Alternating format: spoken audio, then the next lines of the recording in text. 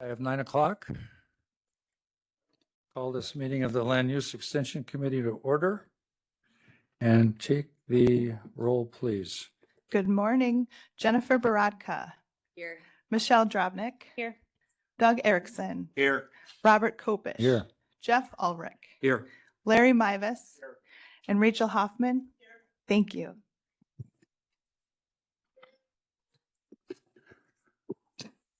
Okay, next item is public comment and communications.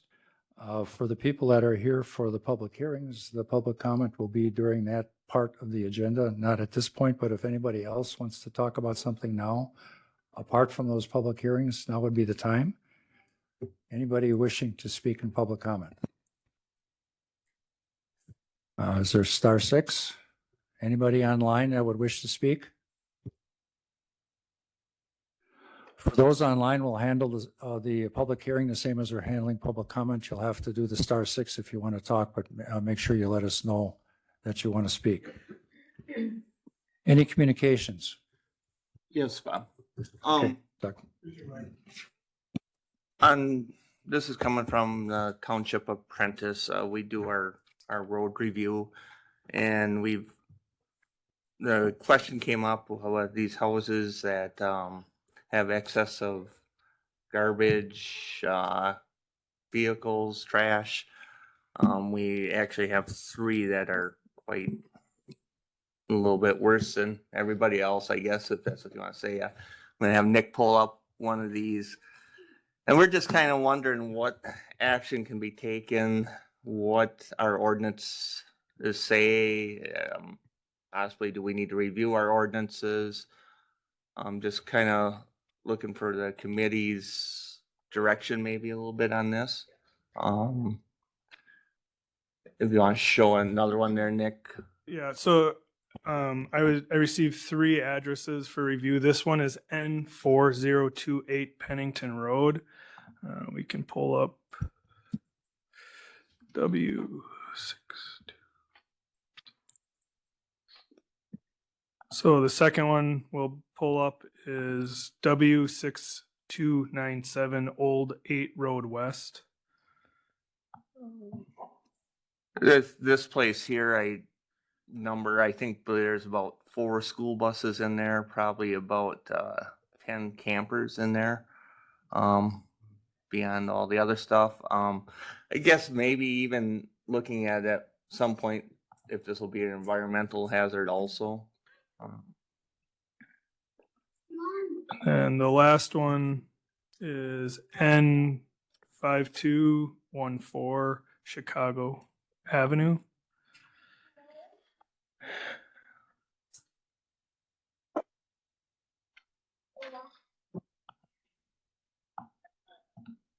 And as I discussed with Mr. Erickson earlier, Supervisor Erickson, this one was a little bit harder to see the trash, but it's located here is what we This is discussed. actually garbage bags that have been there at least 3 to 4 years. This, And there is stuff at the house too. yeah. Well, it's certainly something we could put on the agenda. Evan, you got any input? Yeah, I would say this is something we can put on the agenda to revise our junk salvage ordinance moving forward. Our junk salvage ordinance has been in place for a long time, and the way it's written, it's very difficult to enforce. Enforcement on these particular ones is probably going to have to be via long form complaint through the court. It's a long, slow process, but it does work. We need to involve our corp counsel most likely to get that done.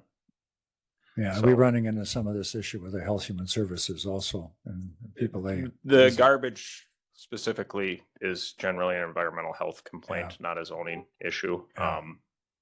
So that's a separate one Yeah. than the first 2. The first 2 would fall under junk salvage. The third one would be a environmental health issue. Okay, thank you. All right, thank you. Thanks, Doug. Any other communications? Okay, just to preface what we'll be doing here today, and obviously we have 4 public hearings on the agenda. The first one has been withdrawn, so we're biding time till we get to 9:05 because we can't start before the published time. But I'm asking the people I want to talk to limit their time to about 3 to 5 minutes. And we're going to have a timer that shows up that'll go 3 minutes. So when you see it hit 3 minutes or when it expires to 0, you know you should start wrapping up your discussion, if that's okay, because we've got a lot of people here that may want to talk. And during the comments, there will be no conversation unless a committee member asks a question that they would ask you to respond, and that will not be counted against your time. So if you're saying something and we need some clarification or whatever, that would be part of the public comment, but it will not count against your time. So with that, we're at 9:06, so we can open up the hearing on the conditional use permit filed by Janik and Sons for a gravel pit located within northwest quarter of the southeast quarter of Section 5, Township 37 North, Range 1 East, Town of Worcester, and the address is N9510 East Solberg Lake Road. So we will now open up for public comment. So We need to read the mailing list Yeah. first. Letters of notification were sent to Amy Victoria Brennan, David Collier, John and Valerie Reams, Ruby Darlene Curran, Janik and Sons, Daniel and Mary Prohaska, James Kundinger, Marianne Kerner, Scott Upson, David Hinsman, Jerome Worsing, Phyllis Ketchpole Life Estate, care of Benjamin Ketchpole, and Regina Damjanovic of the Town of Worcester. We received numerous communications back. A lot of the communications address all 3 of the conditional use permits applied for. So what I will do is I will read all of the communications we received under this first one instead of trying to decipher between which one is exactly for which conditional use permit. The first one states, I am in opposition to this permit for the following. Air quality in the area will go down, noise pollution will go up, eyesore for people living in homes close to this. And that one is signed James Kundinger. The next one states, I wish to protest, signed Marianne Kerner. Next one states, no harmful noise, dust. Likely they can find a better pit for this, and that one is signed. This one. I believe Jennifer Hertland submitted this one by email, but it was signed by somebody else, and I can't read the signature. Either William or Al. Probably William. Maybe. Sorry. Next one states, no, this is toxic for all around. There are other pits that can be used. That one is signed Jennifer Hertland. Next one states, no chemicals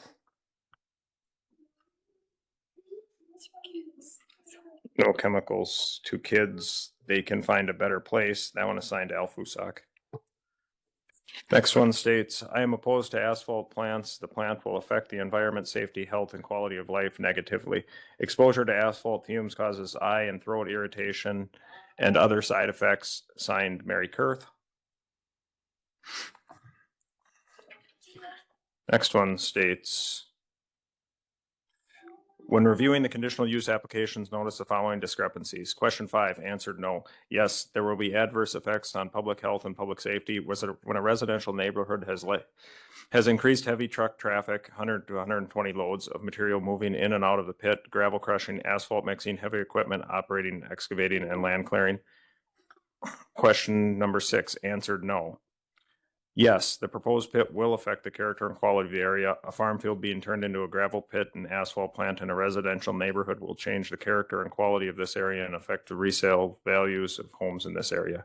Question number 7, answered no. Yes, there will be an adverse effect on the existing roadway. The volume of truck traffic with 100 to 120 loads per day will have a negative effect on the road and the safety of all traveling on it. Has the Department of Transportation been notified so they can determine whether the traffic analysis is needed before allowing a pit? Question number 9, not answered, left blank by the applicant. Any excavation? Yes, in the written response of the zoning department employees stating that all runoff will be contained within the pit.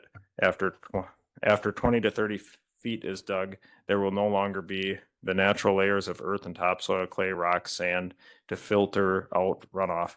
The contaminants that are inevitable with heavy equipment use and gravel crushing operations and an asphalt plant, which leads to groundwater contamination.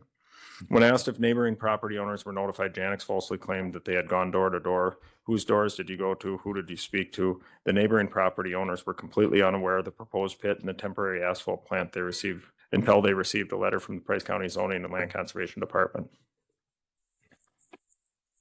The neighborhood to the west of the proposed pit is home to over 100 people, 30 plus children, and many pets. The residents of this neighborhood chose to buy land here because of this setting close to town and neighborhood feel with this loop and surrounding area. Most residents who live near the proposed pit are 3rd, 4th, and 5th generation Phillips or Price County residents. They live, work, and raise families here and are contributing members of the community. The roads currently are safe roads to walk, bike, or run on. If a conditional use permit is issued, it will have a major health and safety impact on the residential area where we live. Directly east of the proposed pit is a bordering land owned by the Kerners who raise beef. Marianne now has to worry about how this will affect her livestock and her farm. She has raised 9 children here and has owned the property for over 60 years. She stated that her farm is the perfect spot close to town, but still in the peaceful country, and that from the time she was a little girl, she knew she would live there. When Marianne received her letter, she went to the zoning to voice her immediate concerns. The other people affected by this are residents of Solberg Lake Road and County Road H. In the spring, summer, and fall, there is natural increase in traffic due to campers, UTVs, and tourists. If this pit is approved, the heavy truck traffic will cause significant issues for residents and tourists heading to the bars, restaurant, resorts, and campgrounds on Solberg Lake Road. The flow of traffic on Solberg Lake Road will be affected by the heavy truck presence entering and exiting the pit. The intersection of Solberg Lake Road and County Road H is already less than an ideal intersection, being on a hill. If these permits are approved and issued, there will be many safety issues for all living near and driving through. The objection is this is temporary. However, thanks to Mother Nature, American Asphalt is not able to put a timestamp on production of asphalt in the proposed pit. June 15th to November 1st, 2026, with anticipated production to last approximately 7 weeks, Monday through Friday, 6 a.m. to 7 p.m., Saturday, 6 a.m. to 3 p.m. There is no guarantee that this plant will operate for 7 weeks, which is why they give a 5+ month window. That also doesn't include the creation of a new pit that takes weeks of heavy equipment work, excavating the land to obtain the aggregate that is in crush, creating more of a nuisance and disturbance to all surrounding areas. This is not short-term, 10+ years, nor will the land return to normal once the aggregate is removed, leaving a large hole even after reclamation. The objection that there will be a berm and trees will be planted. The entire pit is highly visible to all properties in direct vicinity to the area and everyone driving on Solberg Lake Road, regardless of said berms or tree planting. I do not believe that the parties opposing have an issue with gravel pits and or asphalt plants when put on properly zoned parcels out of residential neighborhoods. There are available pits that can accommodate American Asphalt's needs for the projects that begin this summer. Why not use resources that are already available? There are pits in more appropriate locations, not in highly populated residential areas. The proposed bid that American Asphalt gave when bidding for the project was not based on a non-existent pit. The argument that this is needed for county highway projects and other government and private projects falls short when American Asphalt was awarded the bid in February 2026, but the purchase of N9510 Solberg Lake Road property wasn't until April of 2026, nor was a conditional use permit applied for or issued at that time, or to even determine that a pit would be allowed and or used for material in the temporary asphalt plant. American Asphalt must have had another location in mind when putting in their bid. Where in Price County is there a pit open in a residential neighborhood?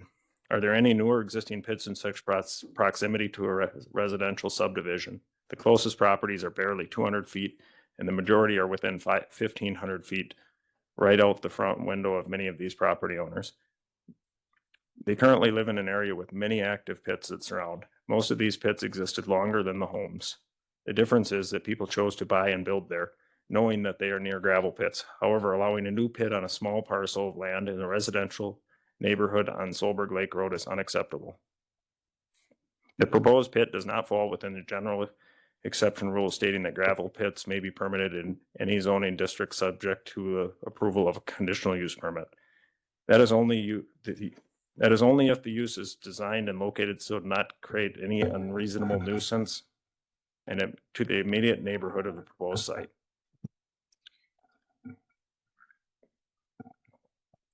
When people speak with zoning, they're told there's nothing that can be done. Will this be approved regardless of public concern over safety and health?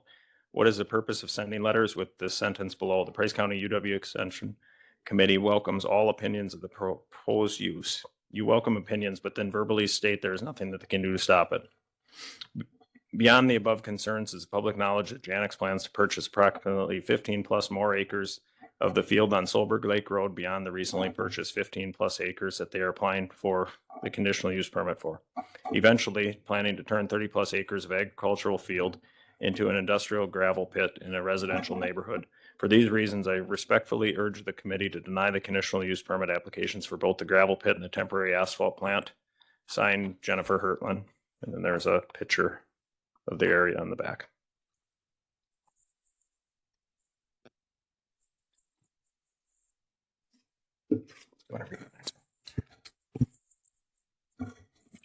Okay, this was submitted by Mary Kurth. Why we don't need a gravel pit. Environment. We live in a quiet residential area. A pit will create noise from trucks and machinery crushing the gravel. Residents enjoy nature in the area. The pit will disrupt it. The gravel pit will be an eyesore. Residents take pride in maintaining their homes. Dirt, dust, and debris will get into people's yards. Safety. Increase in traffic. Increase potential for accident, especially at the intersection of H and East Solberg Lake Road.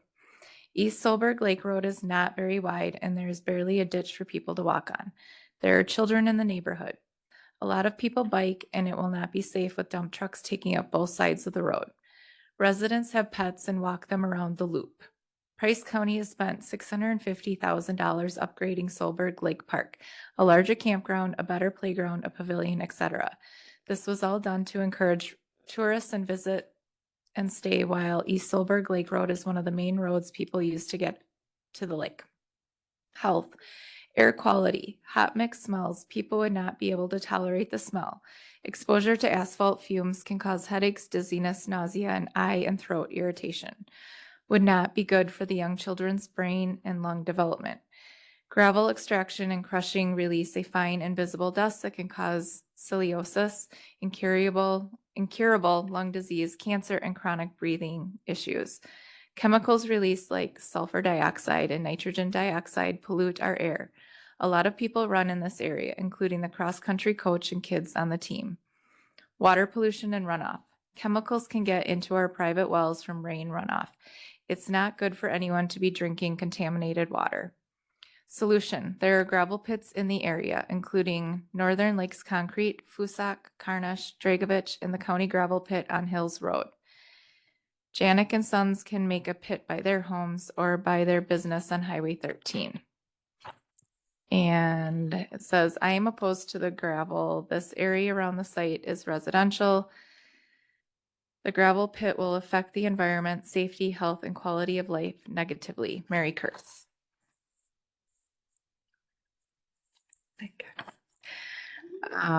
This one is in regards to the reclamation plan, also submitted by Mary Kurth. If the gravel pit goes through, there is no way to fix what Janik and Sons destroy. There would be an eyesore and poisonous pond. The next one is in regard to the conditional use permit for the gravel pit by James Kundinger. I am in opposition to this permit for the following.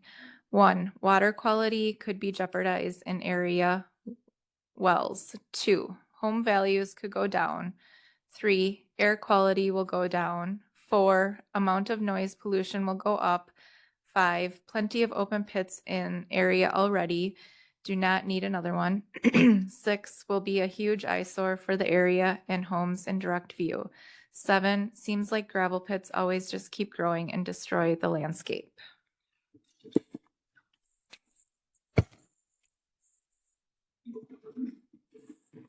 This one was submitted for the conditional use permit for the gravel pit. C enclosed letter, opposition to conditional use permits for gravel pit and temporary asphalt plant at N9510 East Solberg Lake Road. I can't read the signature on this. It wasn't this one. Here it is. Here's this. Oh, it's this one. No, it's this one right here. All right. This one reads, Dear committee members, I'm writing to formally express strong opposition to the conditional use permit application submitted by Janik and Sons for a gravel pit and by American Asphalt for a temporary asphalt production plant located within the northwest quarter of the southeast quarter, section 5, township 37 north, range 1 east, town of Worcester. While these applications are being considered for agricultural zoned land, their approval would introduce industrial scale operations in close proximity to an established residential area along East Solberg Lake Road and its adjacent residential neighborhood. This is fundamentally incompatible with the existing land character and raises significant safety, health, and quality of life concerns. And there's a figure showing the proximity of the residential properties in the gravel pit location. The proposed site is not isolated, but rather situated within a developed residential area with many families, including more than 30 children, introducing heavy industrial activities, including excavation, crushing, and asphalt production creates unavoidable conflicts with residential use, particularly related to noise, dust, traffic, and air emissions. Conditional uses should not negatively impact established neighborhood conditions or expose residents to risks inconsistent with agricultural or residential zoning expectations. The proposed operation of asphalt production is particularly concerning. The safety data sheet for hot mix asphalt clearly identifies the material as hazardous under OSHA standards, including carcinogenic, category 1A, may cause cancer by inhalation, respiratory toxicity, causes damage to lungs through repeated inhalation, respiratory crystalline silica exposure associated with lung cancer and silicosis. Hydrogen sulfide gas emissions can cause respiratory irritation and at elevated exposure, severe health effects, including pulmonary edema or worse. Dust generated from excavating and crushing activities may contain respirable crystalline silica, which the SDS identifies as a known carcinogen that can cause irreversible lung disease. Even intermittent crushing operations can create airborne particulates that travel beyond property boundaries and would affect nearby properties shown in the image above.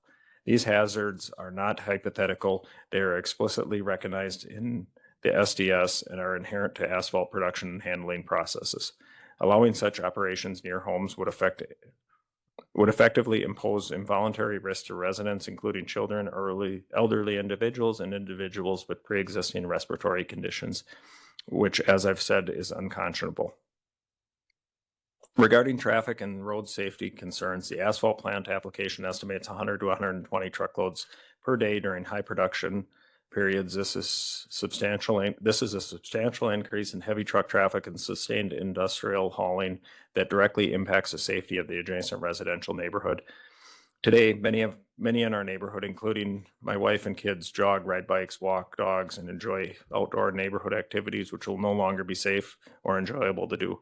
These impacts are amplified by extended operating hours, 6 a.m. to 7 p.m. weekdays plus Saturdays, creating near continuous activity during daytime hours. Something as simple as sitting around a campfire and roasting marshmallows with my kids will be ruined by the constant odor of asphalt a few hundred feet away. The multi-year gravel mining operation, estimated up to 10 years, and high output asphalt production facility represents a clear shift from A1 agricultural land use to industrial. Conditional use approval should not serve as a mechanism to effectively rezone land in a way that undermines the existing rural and residential environment. The combination of gravel extraction and crushing, asphalt plant operations, heavy equipment use, continuous truck hauling will inevitably generate sustained noise, vibration, odor, and industrial activity incompatible with nearby residential use. In addition to all the concerns noted above regarding air quality, traffic, and quality of life impacts, there are serious and insufficiently addressed risks to groundwater and long-term water quality that warrant denial. The proposed gravel mining operation involves removal of approximately 12 inches of topsoil and underlying soil layers to access and extract sand and gravel at depths of 20 to 30 feet, approaching the estimated groundwater elevation. Stripping these layers and exposing permeable sand and gravel dramatically increases the rate at which surface contaminants can infiltrate downward into the groundwater system. Once these protective layers are removed, the soil profile loses its capacity to filter pollutants, effectively converting the site into a direct pathway for contaminants. The application acknowledges excavation in open pit conditions with groundwater proximity, yet it does not provide meaningful mitigation for aquifer vulnerability. The reclamation plan references keeping runoff contained within the pit, but it does not address vertical infiltration pathways or groundwater interaction. Contaminant of surface runoff does not equate to protection of groundwater, particularly in excavated pits that approach or intersect the water table. The risks associated with groundwater contamination are significantly elevated by co-location of an asphalt production facility. The safety data sheet identifies hot mix asphalt as a hazardous chemical with both acute and chronic health risks and strict handling requirements. In an industrial setting, these materials are managed with engineered contaminant impermeable surfaces and controlled drainage systems. However, the proposed facility is temporary and located on stripped permeable soil within a mining environment, lacking the infrastructure necessary for long-term environmental protection. Potential contamination can come from any number of sources, such as spills or leaks during a storage or transfer of asphalt, deposits of airborne particulates onto exposed ground mere feet from the water table, stormwater runoff, and leaching of contaminants from stockpiled materials or plant operations. Given the removal of natural filtration layers, these contaminants would have a direct path to groundwater. Once contaminated, groundwater is often difficult or impossible to fix, especially in porous sand and gravel aquifers. The surrounding areas include residential properties that are dependent on private wells directly tapped into the water source, which are being put at an unnecessary risk. While the submitted materials focus primarily on operation, logistics, and reclamation of surface conditions, they do not provide a detailed hydrogeological assessment, groundwater monitoring plans, contamination prevention strategies appropriate for permeable soils, spill containment designed for asphalt-related materials. The absence of these is critical elements is particularly concerning given the known hazards of the asphalt production and its impact for the water supply of the adjacent residential neighborhood. Conclusion.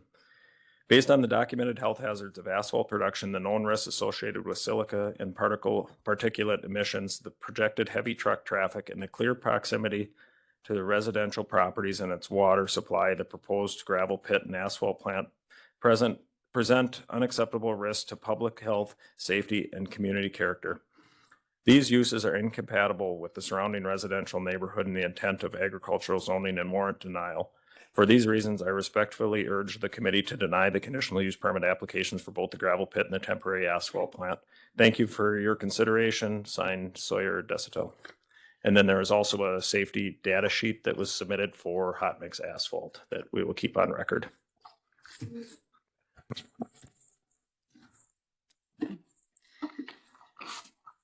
Okay. This is regarding conditional use permits and rezoning applications filed by the following for N9501 East Solberg Lake Road. The conditional use permit and reclamation plan filed by Janik and Sons, and the conditional use permit filed by American Asphalt of Wisconsin. Dear committee members, we are property owners and residents on Southview Lane near the proposed project site, and we are writing to express serious concerns regarding the proposed use of the land associated with the reference permits, as well as apparent inadequacies of the current application materials. Based on the information publicly available, we respectfully request the committee's denial of the reference conditional use permit applications. We returned to Phillips in 2021 to be close to family, rejoin the community that has been home to our family for generations, and to enjoy all that Phillips has to offer. We value the clean air, peaceful and abundant nature, outdoor recreational opportunities, close-knit community, and quiet rural character of the area. We built our home and invested in our long-term future with the expectation that the surrounding area would remain generally consistent with these characteristics that have historically defined our community. While we recognize that changes in the area will happen over time, we also believe that significant alterations to the character and use of the area should be evaluated with care and in accordance with state and local regulations. Based on our review of the publicly available information submitted in support of these permits, the proposed operations would substantially transform the area and its longstanding residential and agricultural uses to an industrial operation. This appears fundamentally incompatible with the established surroundings. Additionally, multiple aspects of the documentation appear insufficient to satisfy the substantial evidence standard referenced in Wisconsin Statute Section 59.69, which defines substantial evidence as facts and information, other than merely personal preference or speculation. In several key areas, the applications appear to rely primarily on unsupported conclusions without accompanying objective evidence or technical analysis. The areas of greatest concern include the following: traffic and road safety, public health and safety, neighboring properties and surrounding land uses, and the character of the area.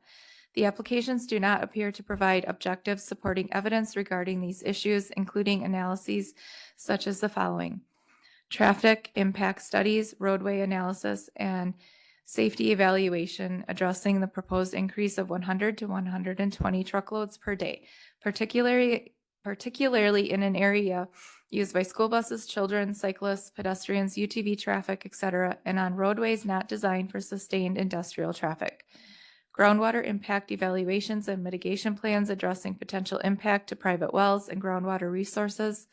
Air quality and particulate analysis addressing emissions and airborne dust associated with industrial gravel extraction and asphalt production operations. Noise assessments evaluating the impacts of industrial activities and proposed hours of operation, including on weekends, and compatibility assessments addressing the surrounding residential and agricultural land uses. Given the nature, scale, and duration of the proposed gravel pit and asphalt operations, these concerns are neither speculative nor trivial. They represent foreseeable impacts commonly associated with industrial gravel mining and asphalt production activities and warrant thorough evidence-based consideration. At this time, that level of analysis does not appear to have been completed nor has been supplied in the publicly available materials. The community deserves a careful, transparent, and evidence-based review of projects of this scale. Based on both the apparent inadequacies of the current applications and the significant incompatibility of the proposed operations with the surrounding area, we respectfully request the committee to deny the conditional use permit applications. Sincerely, Ashley Matzik and Daniel Jorgensen.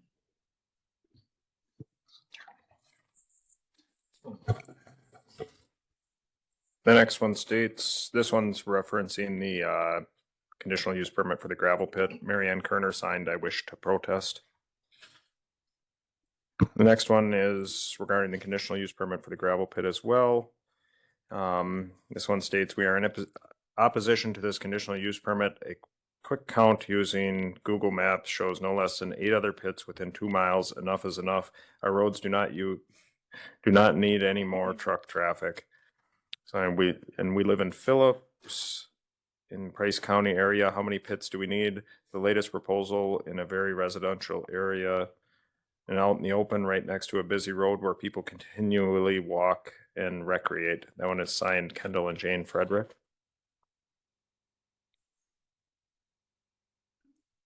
Next one is regarding the conditional use permit for gravel pit, and that one states, "No, not safe, too close to houses and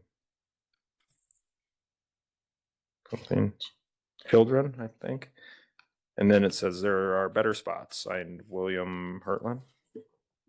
And this one is regarding the conditional use permit for a gravel pit. "No horrible area, kids are at risk, better spots for this," signed Al Fusak. That one might have been for, there was 3 letters, so that one was probably regarding the asphalt plant. And this one's regarding the conditional use permit for a gravel pit.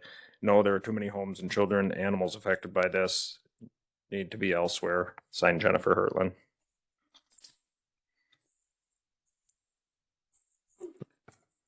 The next one's Dear members of the board, I am writing to strongly oppose the proposed gravel pit development near a residential community. My family and I purchased our home less than 2 years ago with the expectation that we were investing in a safe, peaceful, and stable neighborhood in which to raise our family.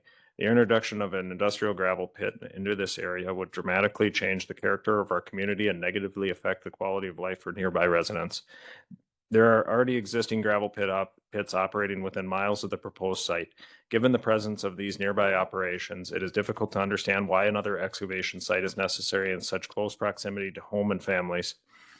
Expanding gravel mining into another residential area appears excessive and places an unfair burden on local residents who will be forced to live with the consequences. In addition to the gravel pit, I am deeply concerned about the possibility of American Asphalt adding a hot mixer at this site location.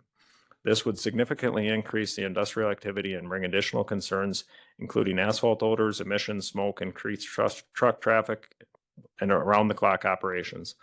Residents should not have to worry about exposure to industrial fumes and pollutants in a neighborhood where families live, children play, and homeowners invested expecting a residential environment. When my family chose to buy our home, we did so based on the existing nature of the area. Introducing a gravel pit and possibility of a future asphalt production after families have already established roots here undermines homeowners' confidence and places industrial interests ahead of residents and neighborhoods. My concerns are increased truck traffic on local roads, creating safety risks for children, pedestrians, and families, excessive dust, airborne particles that can negatively impact air quality and health, constant noise from equipment, machinery, and potential asphalt production, strong odors and emissions associated with hot mix asphalt production, decreased property value for homeowners who invested their savings into the community, environmental damage such as groundwater, wildlife, and natural landscapes, the loss of peace and enjoyment the residents reasonably expect in a residential neighborhood. I respectfully urge you to deny the approval of the proposal and instead prioritize the health, safety, and well-being of families who live in this community. Residential neighborhoods should not become industrial zones, especially when similar operations already exist nearby. Thank you for your time and consideration of the local residents. I hope you will stand with families and homeowners affected by this proposal. Signed, Kelly Bamke.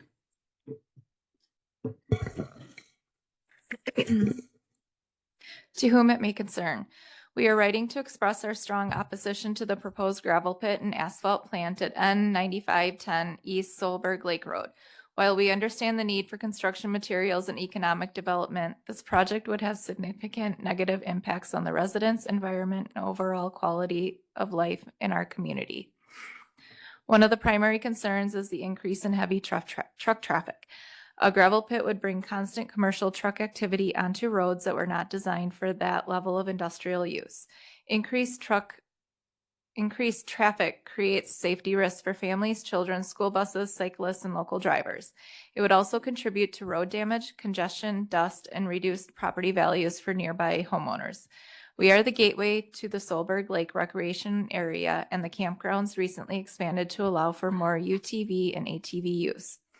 The area of the proposal already sees a significant amount of traffic during the summer season for the county park, and the park expansion will add to the amount of vehicle as well as UTV, ATV traffic. According to Janek's proposal, an estimated 100 to 120 truckloads will be traveling to and from the property daily. This will create an unsafe environment on a road that struggles to handle the current amount of traffic.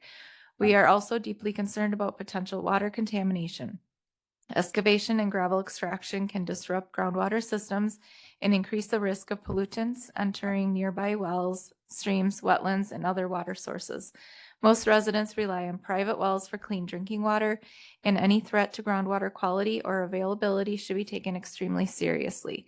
Once water resources are contaminated or disrupted, the damage can be long-lasting and costly to reverse.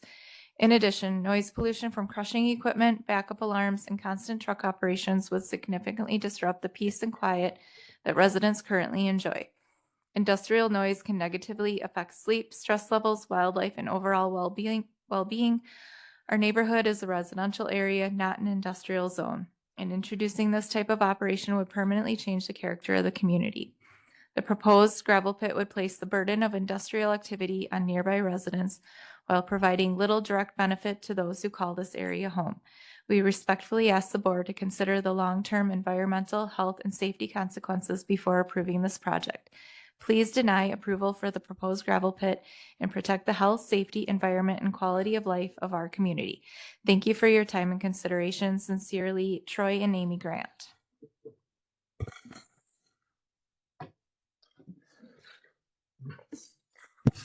All right, next one. States, here are our concerns with the proposed gravel pit and temporary asphalt plant proposed land use permits that Janik and Sons and American Asphalt have applied for. For us, the sight and smell of an asphalt plant within 1.4 miles of our established resort and campground will either slowly kill our business in its entirety or at the very least deeply impact our ability to attract new customers to our seasonal sites, cabins, and stay competitive. 88% of our seasonal customers come from the south side of County Road H. When new prospective customers come to see an open site, we want to get on our waiting list or see a cabin, they will see and smell the asphalt plant running less than 1.5 miles from their site or cabin. We have already had 30 to 40 potential customers come visit our resort in the last year. When was the last time you booked a second stay when you smelled asphalt tar for more than 2 full days of your weekend stay, or would want to park your camper there all summer? Both of these proposed land use permits without any conditions can have the ability to shut my doors permanently or at a minimum eliminate my ability to rehab and maintain my property.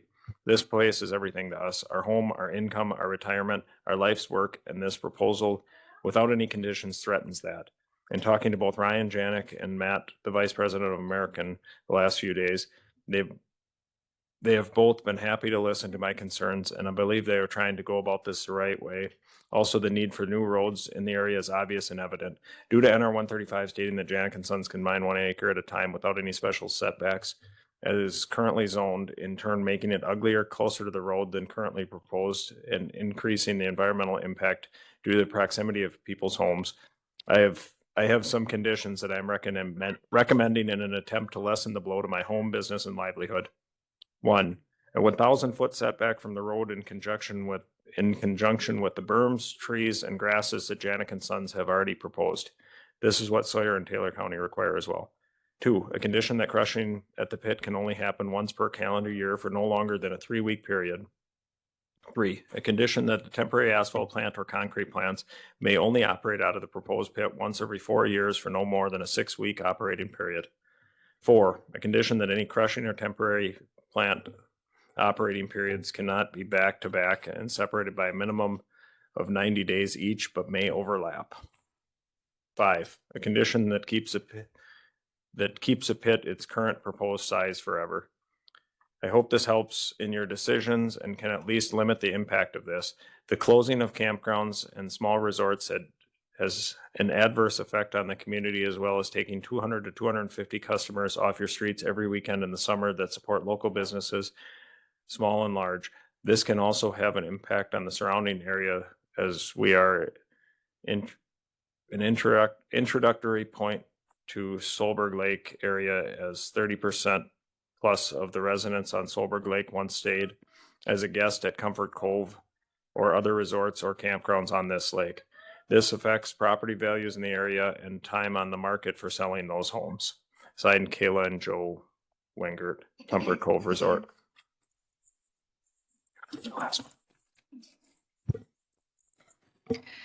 Land Use and UW Extension Committee. My wife and I live approximately 1/4 mile from the above address where conditional use permits are being requested for a gravel pit and asphalt plant. We reside in what is technically known as the first addition to Moracle subdivision. There are more than 40 homes within a 1/2 mile of this proposed gravel pit and asphalt plant. The families in the subdivision have dozens of children.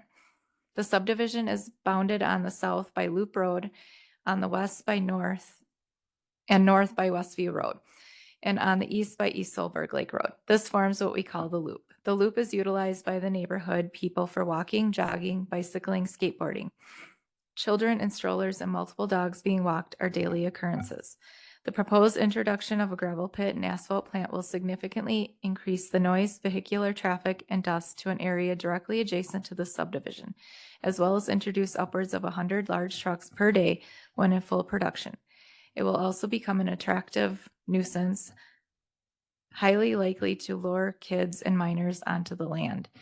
Please be aware that directly east is an actual subdivision. It is a special community. It is one of the few areas in the county outside of the municipalities where the roads are heavily utilized for non-vehicular purposes.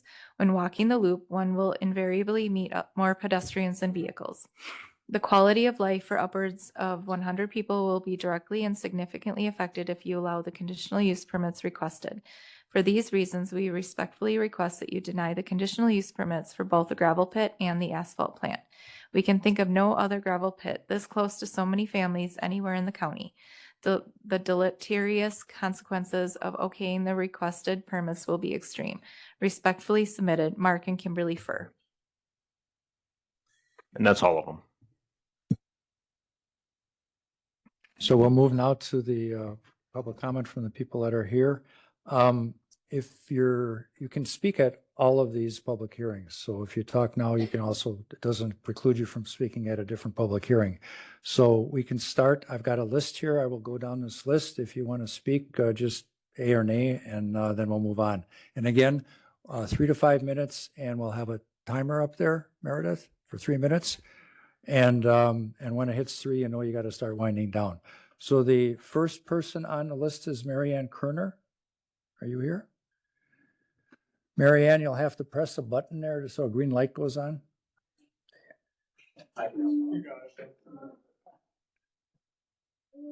And please speak into the mic, otherwise we won't hear you.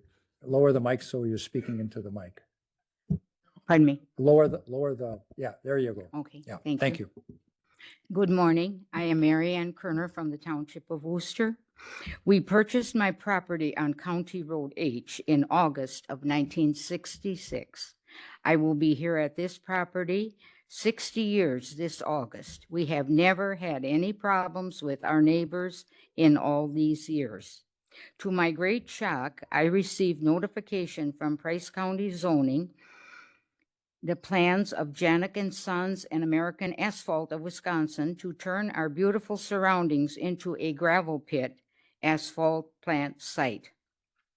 We have in our pasture a small herd of very healthy cattle, mothers and babies being born now. The fear of dust, diesel exhaust, noise, burned oil smell, and the future of contamination of our very good well water is overwhelming. I love seeing deer and wild turkeys pass through my property. Babies born would be subjected to the dusty, smelly, previously pure country air. How would I be reimbursed if losses occurred to my cattle from these terrible conditions?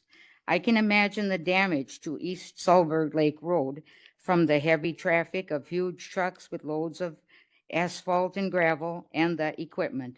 I can imagine the disappointment of campers with their expensive campers and boats negotiating the traffic going to Salberg Lake Park, known as a very pristine park. Salberg Park is also visited by many locals for camping, swimming, celebrations, and relaxations. A gravel pit asphalt operation in a very residential area is not only an eyesore, but a hazard to our health, well-being, and safety. At age 81, I never dreamed I would be in a fight for my and my family's health and my cattle's health and the absence of the wildlife we enjoy seeing. Why weren't we notified ahead of time of this such a life-changing, life-threatening situation? Thank you. Thank you, Marianne. You're welcome. Joseph Wengert.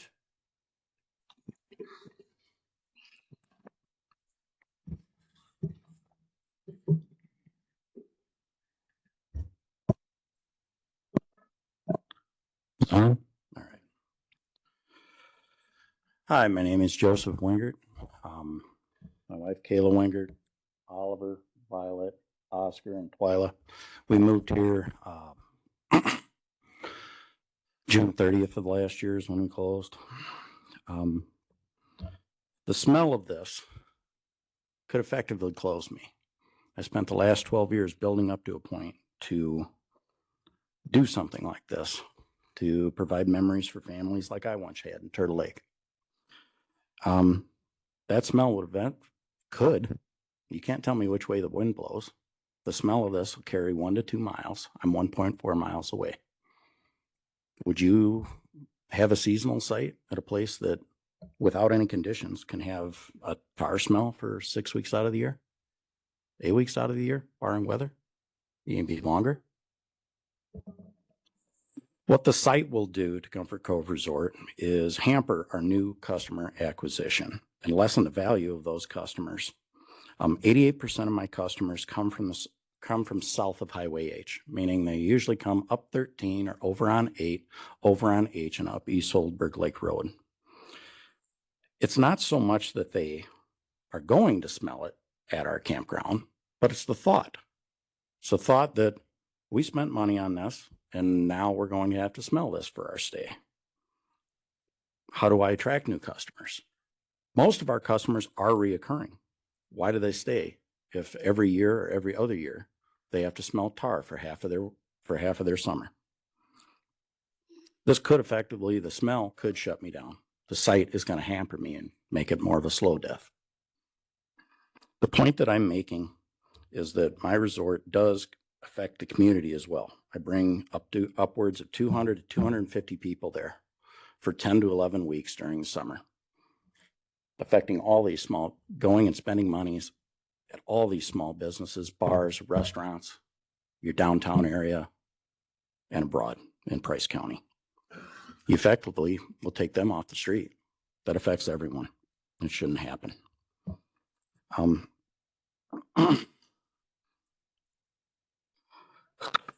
I get that there definitely needs to be road work done around here.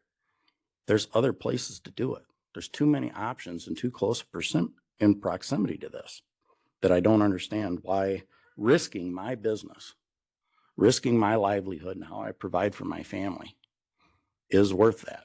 And I would like if there's a dollar amount to it, let me know. If it's going to cost the county more than what my resort is worth, then go right ahead, shove it in there. That's all.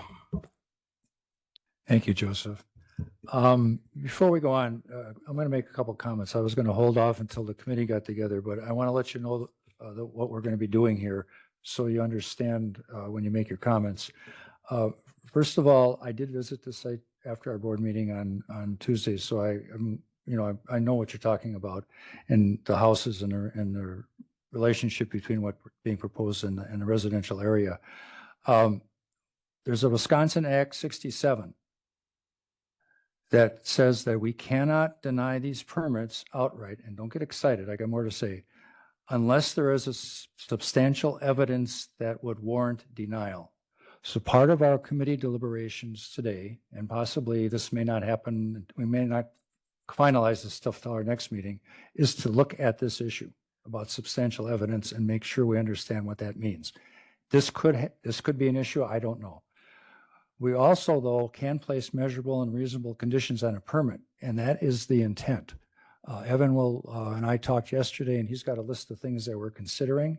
We also got some input from Comfort Cove, and we are going to consider all this. So these permits will not be issued if they are issued without conditions.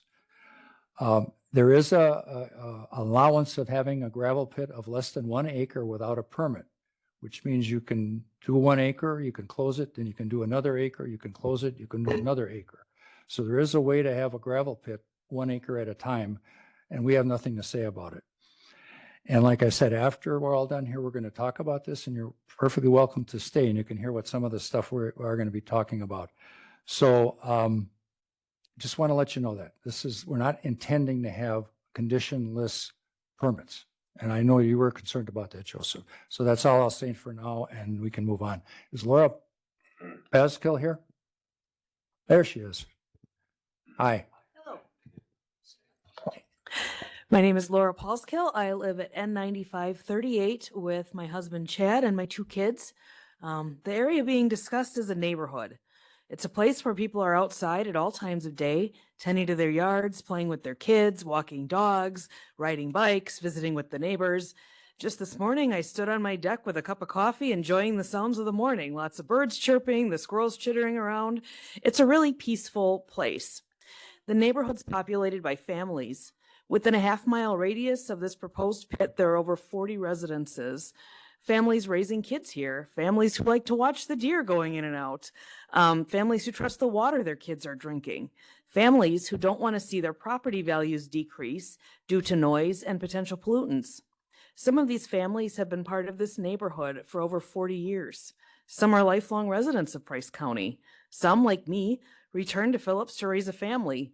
We've lived in the Westview neighborhood for just over a year now. We like walking and biking on the safe roads and spending time outside together without the noise pollution. We like visiting with our neighbors. It's just a really nice neighborhood. In question 6 of the application, it asked if the proposal would have an effect on the established character and quality of the area.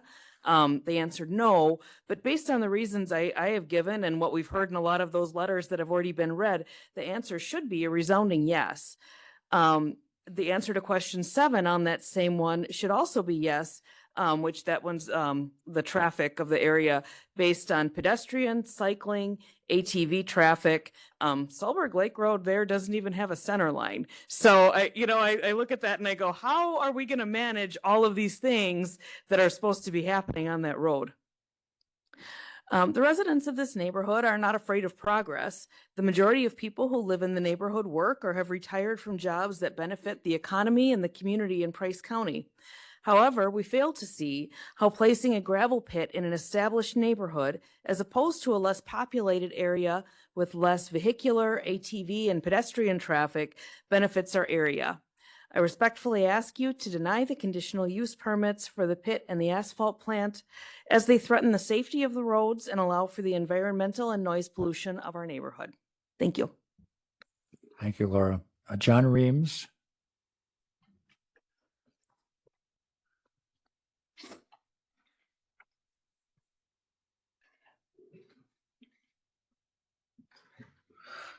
Good morning, and thank you for letting me speak. I think I probably should have taken the first row, trying to get out of there. My name is John Reams. I live at N9553 East Solberg Lake Road, so I am basically kitty corner from the proposed sites. I'm here today to register my strongest official objection to all 3. I signed up for all 3 not knowing, so I'm going to relinquish my speaking on the other 2 because I'm going to hit them here. Just do the one. My objections for the 3 proposed applications for the gravel pit, the reclamation plan, and the asphalt plan. First, regarding the gravel pit, the location is in direct violation, what I think is direct violation of the peaceful residential character of our, what I call lake community. We're close enough to lakes, parks. I just call that a lake community.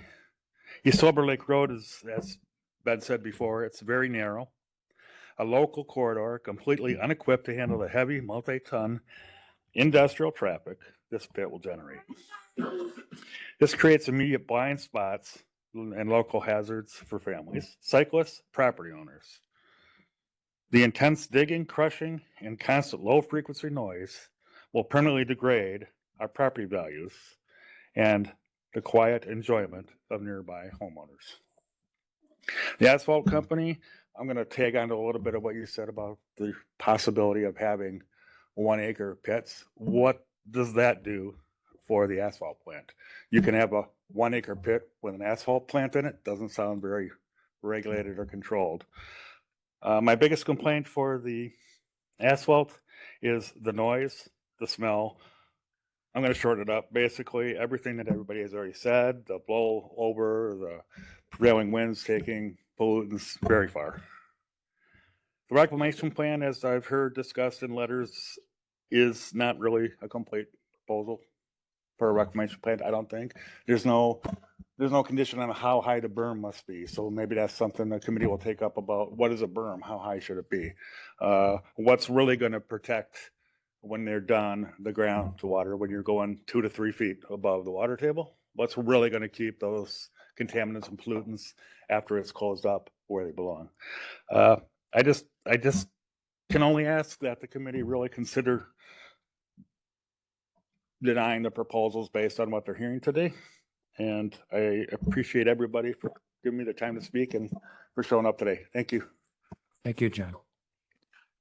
David Hinsman.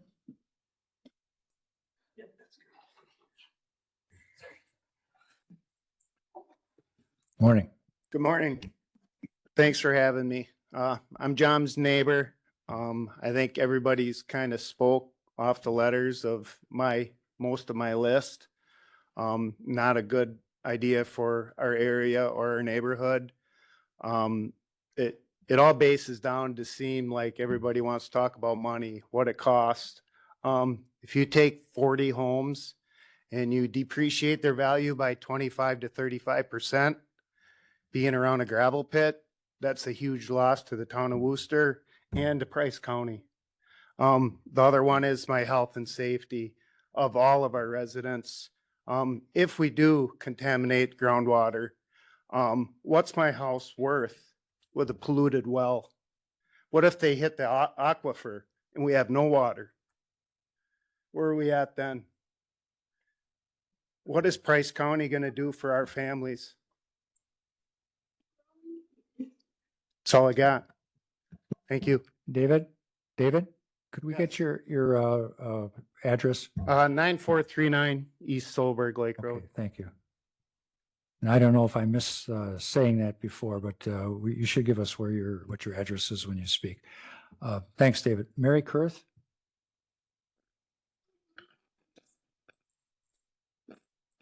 Morning.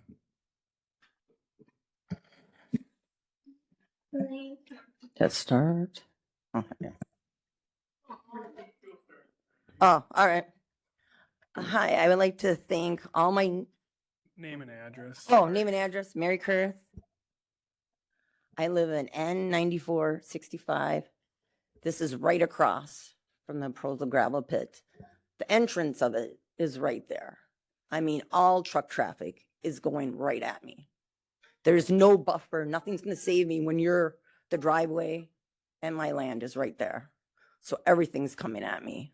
All the noise, all the pollution, everything. There's no safety. A berm, nothing's going to save me from it because there's a driveway. You have to get into a pit. So they can say whatever they want. It's still coming right at me.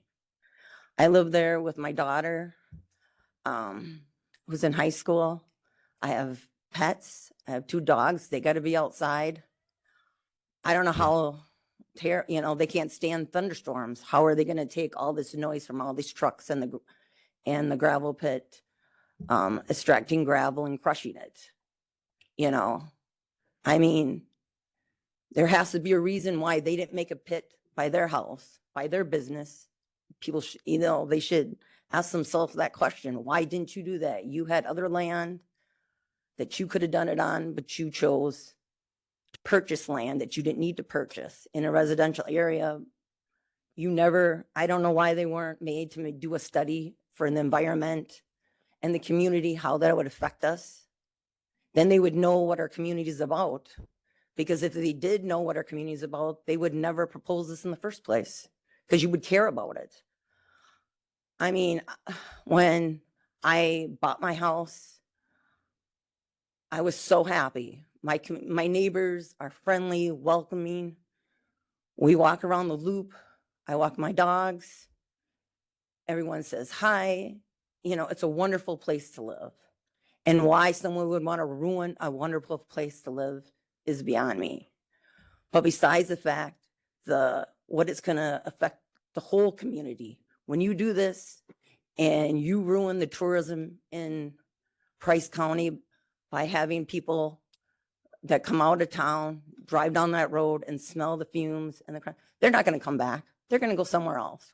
Why would you come back for? And we just made that big investment in Solberg Lake Park. You would think that you would want to get your money back because the county made that investment. And I'm sure the county wants that money back. It's just not, you know, us in our community. It's the whole community, whole of Phillips. We have to think about what's good for everybody and not for one person or a group of people. It should be for all of Phillips. And I would really appreciate you thinking about the quality of life and how it would be if you had a gravel pit, if somebody decided, hey, I'm going to put one by your house, and how that would be, especially when they didn't do any study to see about how that would affect our community. Thank you. I appreciate your time. Jerome Worsing.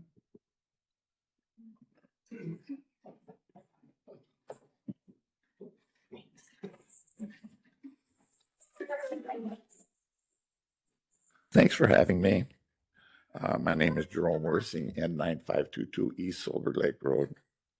My house is approximately 100 yards from the proposed pit site, and I'm extremely opposed to this of giving this permit to them. Putting a gravel pit in a residential area, not very good. Effects on our property values, danger to our water table, effects on township and county roads, and the dust, noise, and smell of a pit and asphalt plant. Extremely opposed to all of it. Thank you. Thank you, Jerome. Brent Janik. Well, there won't be questions. It's just a public comment. Everyone's speaking now, and I can just. Oh, I mean, build off of what the other ones, yeah, we can let you talk later. You're still only gonna get 3 minutes. though. Okay, all right. All right, Joe Franz? I think I'd like to follow Brent. He's gonna think that he's gonna go last. Okay, we can move you back. It's not a debate, so just make sure it's just making comments, okay? All right. Linda Schilling?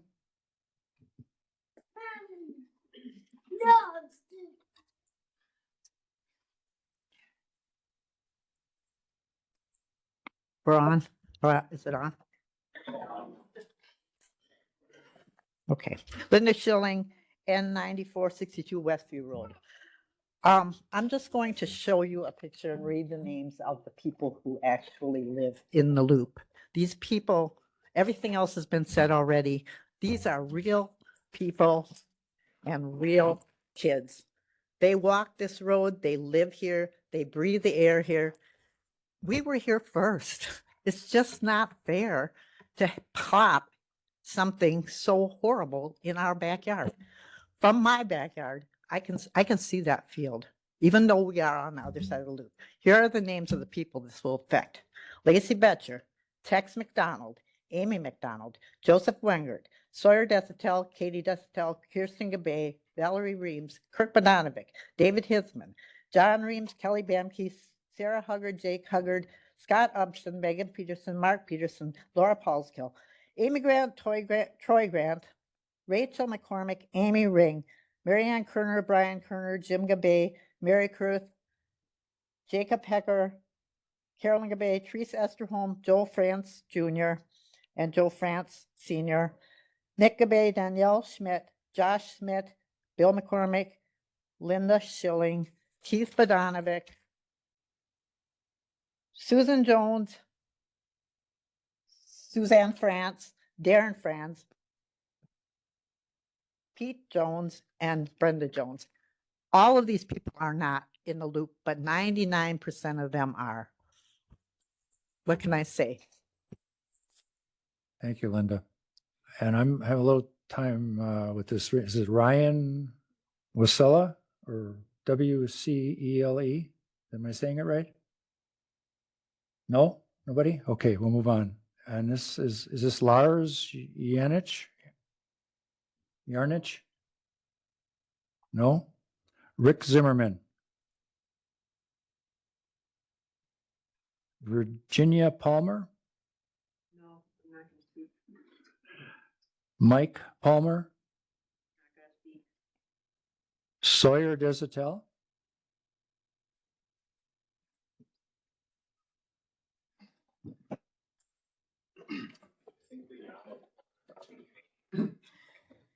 Excuse,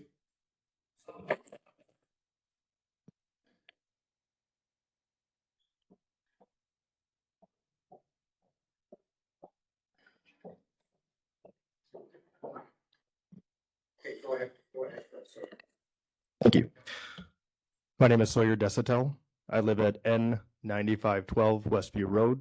It's approximately 500 feet from the proposed gravel pit and asphalt site. I'm a certified functional safety engineer, through which I have significant experience assessing risk accordance with regulatory standards. The letter I submitted highlights my concerns regarding the unacceptable and frankly unnecessary risks to the nearby residents. I won't go into those because they've already been read, so thank you for reading those aloud.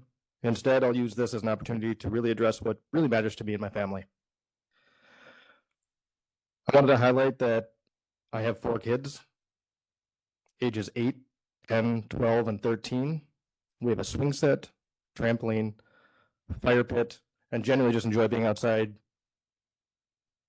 running, jogging, walking around the loop.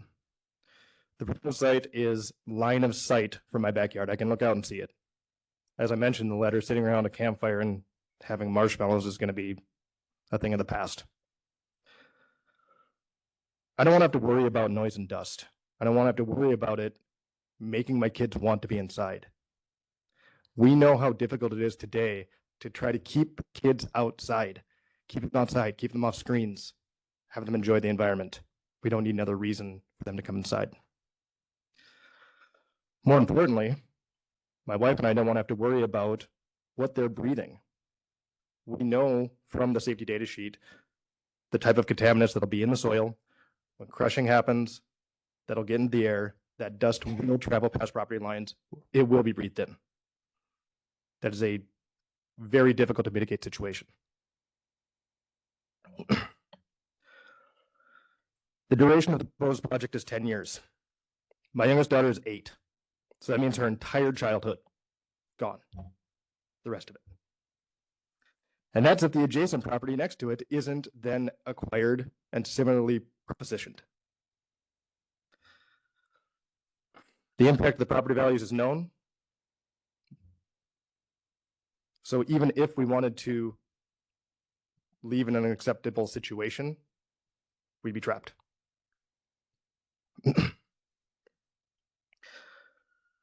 There's been comments made around the community, a lot of discussion about the neighborhood's opposition to business and progress, which simply isn't true. And that was already highlighted. All of the opportunities that exist in other pits allow this project to move forward. All jobs associated with these projects are still maintained. There's other options. There's better options. From a pure risk-based situation, this is unacceptable risk. And with regard to denial, character of the neighborhood, health and safety concerns warrant denial. An objective, measurable, data-driven evidence that says this is not the case is the only way that it should be accepted. Thank you. Thank you. Back on that, there's Janich. I maybe didn't say the name right. Is there a Janich here? Okay, that must be you. Okay, I'm sorry I messed up your name. Okay. Won't be the first time or the last time. Anyway, there's not much sense in reiterating everything everybody else has said, Hold on. except number one. Name and address, just. Name and address, James Yanich, N9911 Stony Lane, Town of Worcester. Federal law, what about the federal law with Farmland Preservation Act? Maybe you should look at that before you do this. Thank you. Thank you, James. Danny Jorgensen?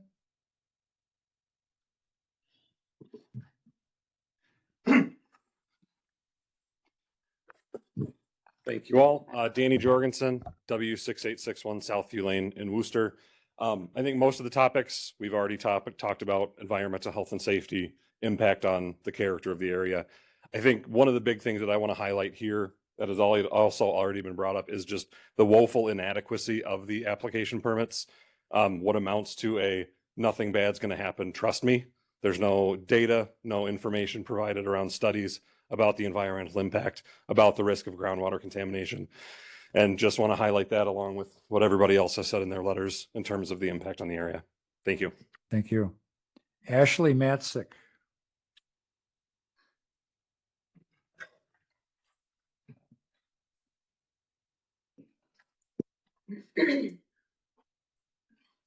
Hi, I'm Ashley Matzik. I also reside at W6861 Southview Lane.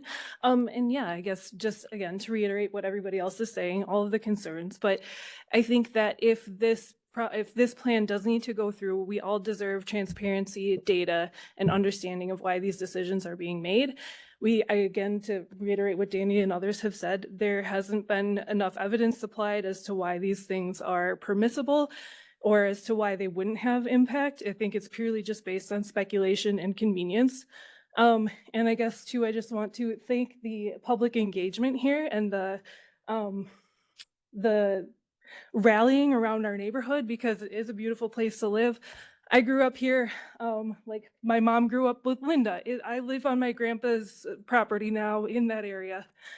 Nick built our house. Like, this is a very tight-knit community. We would like it to keep it, we'd like it to stay that way. And this would fundamentally change that. And I don't think without further assessment and real rationale here, we deserve to just have this put upon us. So thank you. Thank you. And is there a Meebauer here? Is there a Meebauer? Melbauer? Melbauer. And I'm not even going to try the first name. Is it Tammy? Okay. It's a lot. It looks like a lot of M's.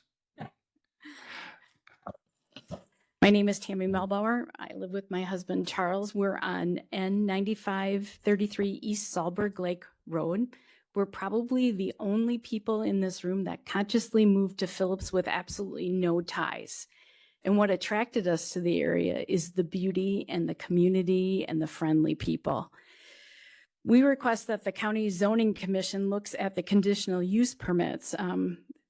The current record does not contain substantial site-specific evidence that a quarry and portable asphalt plant can operate at this location without materially harming public health, safety, welfare, local road function, and the public recreation use of Sahlberg Lake Road. Sahlberg Lake Road is the gateway into a recreational area that is just amazing. The campgrounds that are on this street, in addition to the lake that we enjoy, should not be harmed.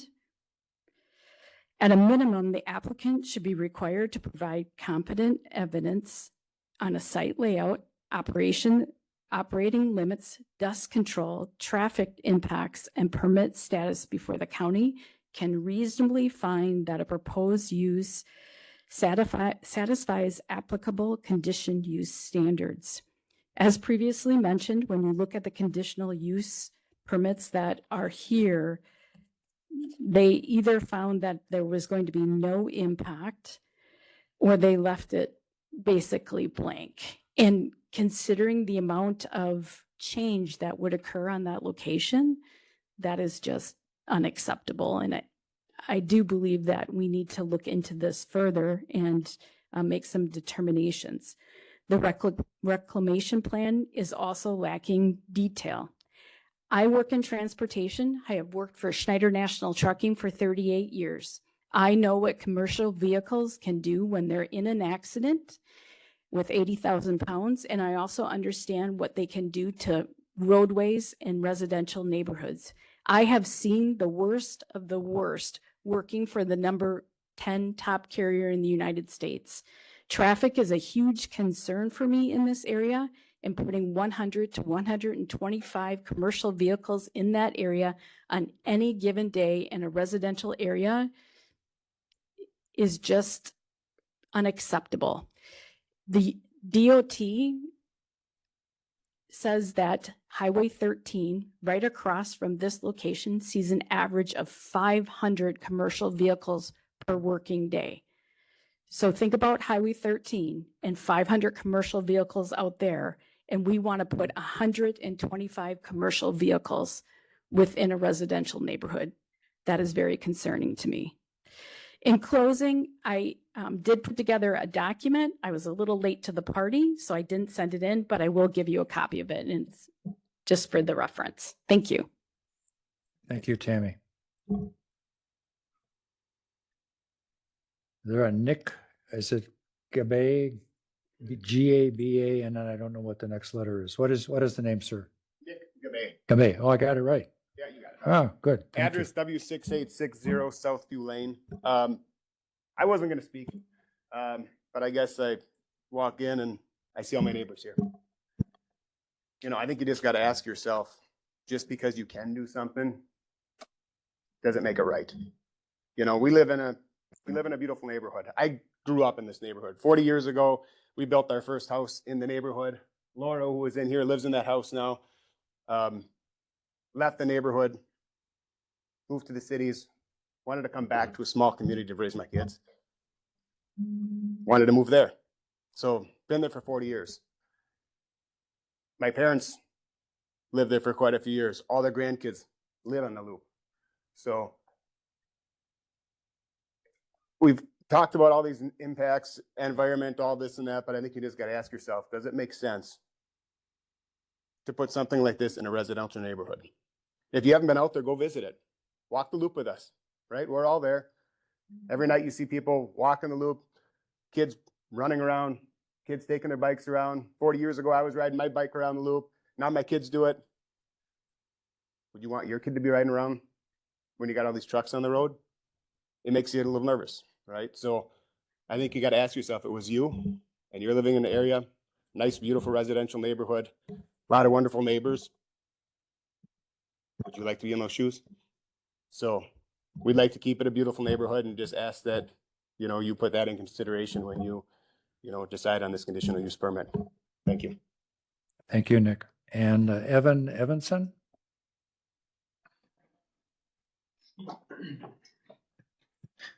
Hi, my name's Evan Evanson. I live at N9449 Westview Road, which is right on the loop there. I rent that property, and I own a parcel that is on H, just across from Sandy Lane, so pretty close as well. First of all, I'm a teacher in the community, and I want to commend all of my neighbors for all the research and compelling arguments that they've created for this. I would give you an excellent grade on that. And it's so much so that I don't have too much in that regard to offer. What I can offer, though, is perspective. I'm not from this community. This is my 8th year living here. I feel more like a local every year. I've been living in that neighborhood for 3 years, and it is a wonderful neighborhood, and I share your concerns, especially for our kids and their health. I'm from Wisconsin Rapids, and I grew up in between the stench and sight and sound of 2 paper mills, a few railroads, and a cemetery. Now, the cemetery wasn't a problem, but the others made it so that it was not a very desirable place to live. Like Tammy, I chose to move here because I wanted to live in a place that is special, that people are proud of, and people go to on purpose. Let me ask you this. Has anyone ever told you they were going to Wisconsin Rapids, and your response was, oh, that's nice. Are you going fishing up there? Or, no. The response is, why? Why are you going there? I don't think Phillips should have to become a place like that, where people are we become so industrialized. Like, please don't become like my hometown, which is entertaining, building AI data centers, building dog food factories, and becoming a place that doesn't have a soul really anymore. And I think we can do better than that. One other thing I want to mention is that I teach civics at the high school. And I say this with all due respect. One of the things that I teach is about representative democracy and the importance of how we can't all go down to the courthouse and make all the decisions. So we elect people to make choices that would represent what the people want. And I think we've seen here today that the people have spoken. There's a lot of evidence being presented as to why this is not what the people want. I understand the economic benefits, but please don't make me a liar when I tell the kids that we elect the people because we know they're going to do what's in the best interest of us. And that's why I ask that you vote to deny this permit. Thank you. Thank you. Okay, Mr. Janik, we're at the end of the list here. You and Mr. France are left.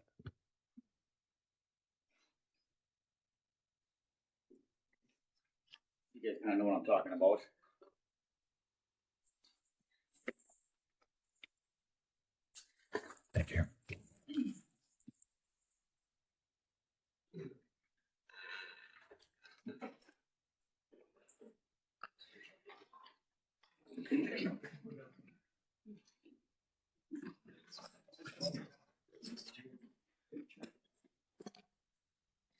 I'm Brent Janik. I'm the owner of Janik and Sons. My brother is too, which he can be right now. I understand everyone's concern, and I thank you for your comments, and I'm here to address them. We have a family too with kids, and we totally understand.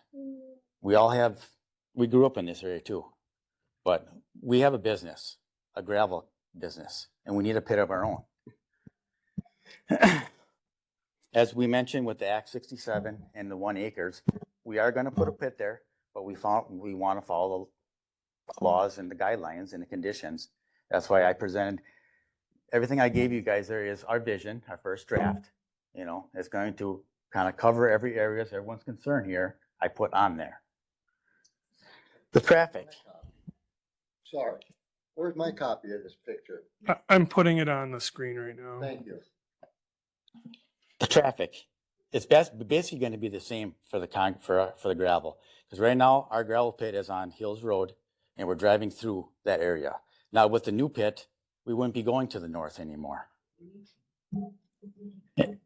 We crush probably 10,000 yards a year, and figure that over 9 months. That's what I got figured here: 4 loads a day on an average. So yes, some days are more, some days are less. The comments come up, there's so many other pits in the area. There's 4 of them. One's a county pit. No one's allowed in it. There's the Carnage pit, and that's getting dwindled down. There's rumors saying that he's going to close that down. And everybody and their brother is in that pit right now, and there's no room. We saw a lot of material, rock, all different landscape rocks, gravel. There's no room in there. The current pit we're working out of, the landowner wants to shut that down, doesn't want to go any bigger. That's why we're looking at this avenue. And the 4th one is, no one seems to mention this. It's in their backyards now, Northern Lakes Concrete. And the pit is moving towards their houses. So there's a pit in the area now, a wash plant, a concrete plant, which is a permanent, not a temporary thing, and a gravel pit. And an asphalt plant from time to time. Well waters. We're not going that deep, guys. We're not going to go in the water. We're staying above the water. We're estimating 30 to 35 feet, depending on the water conditions. If I go in the water, it's not going to be good. Air pollution. As you can see on that permit there, we're building a berm along the road, trees on top, flowers in the front for some beauty. Blacktop entrance. We don't have to do that, but we want it to be presentable and keep down the dust. Chloride. If it's too dusty, well, we spray chloride in the pit floor to control all that. Well, land values. All your values now, there's a pit in the backyard. Blacktop plant, it's all there now. We've done a lot for this community. I'm not going to sit here and tell you guys who I am or what we are. You know, we've been around. We take pride in everything we do. Just look at our shop. 5 years ago, look at that, what that was and what we turned it into. Everything we do, we take pride with and do it as if it was ours. And every job we do for all you, the community members, we do it as if it was ours too.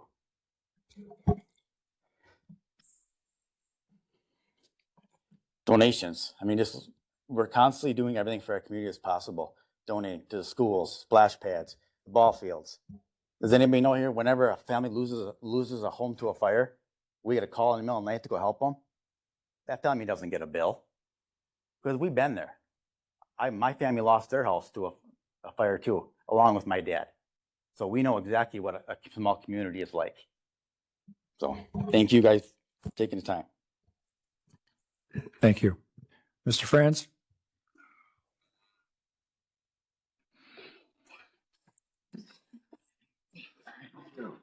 Joseph France, 10555 East Wilburg Lake Road. That was a beautiful picture. Those trees are 30 years old. We're going to wait 30 years for that picture to happen? You're going to put calcium on the floor of that pit. You know what calcium is? That's salt. When you dig that hole, Price County has an impervious surface regulation. You can't build a little shed on something if you don't have enough space to build it without covering up the grass.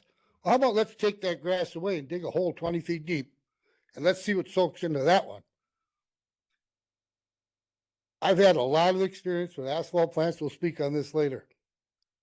But my recommendation with this conditional use permit, and everything that you've heard today, and the aesthetics of that neighborhood and what's in that neighborhood, is that possibly you consider rezoning that neighborhood to RR1 with an allowance for livestock or agricultural practices. That's what I think you should do on this part of the conditional use permit. There is no need to have a gravel pit in that area, no monetary value to that. Just look at the area, possibly reconsider rezoning that area to RR1. Stop talking about 1 acre gravel pits, because this is never going to be a 1 acre gravel pit. That regulation takes in account for any environmental hazard or change to the environmental area. So the 1 acre thing, let's stop talking about that. That doesn't come in here. And if you think that pit's not getting bigger, you got another guest coming. I'll speak on the asphalt part later. Okay, is there anybody that joined us that didn't sign in that wants to speak? If you're online, it's *6. Yep. And if you're online, right. Nobody? He already told spoke. to give my address when I spoke. Yeah. You want me to give it now? Why don't you give it to us? Yeah, I missed that. That's my problem. Joseph Winger, Comfort Cove at N11 or N10115 East Solberg Lake Road. My business is on N10149 East Solberg Lake Road. Thanks, Joseph. No one online has unmuted. And we will close the public comment. Turn your mic on, Bob. We'll close the public comment period and move into the discussion, committee discussion. Okay. It's not a question. The discussion. We're having discussion. Yeah, about touch. Yeah, there's just a committee, right? So, as I mentioned prior, Evan and I met yesterday and we were looking at conditions, and Evan did put a list together of some of the conditions that we would want to put on there. I think we've heard some other stuff today. We've heard a lot of stuff today. And I mentioned before about in order to deny, we need substantial evidence. So I think we're going to have to investigate that to some extent to see if any of that kind of a condition applies. And we're not going to get that done today. So I would just like to have maybe, I don't know how you want to do it, Evan, as far as getting input, or do you want to put something together that we can review at a later date?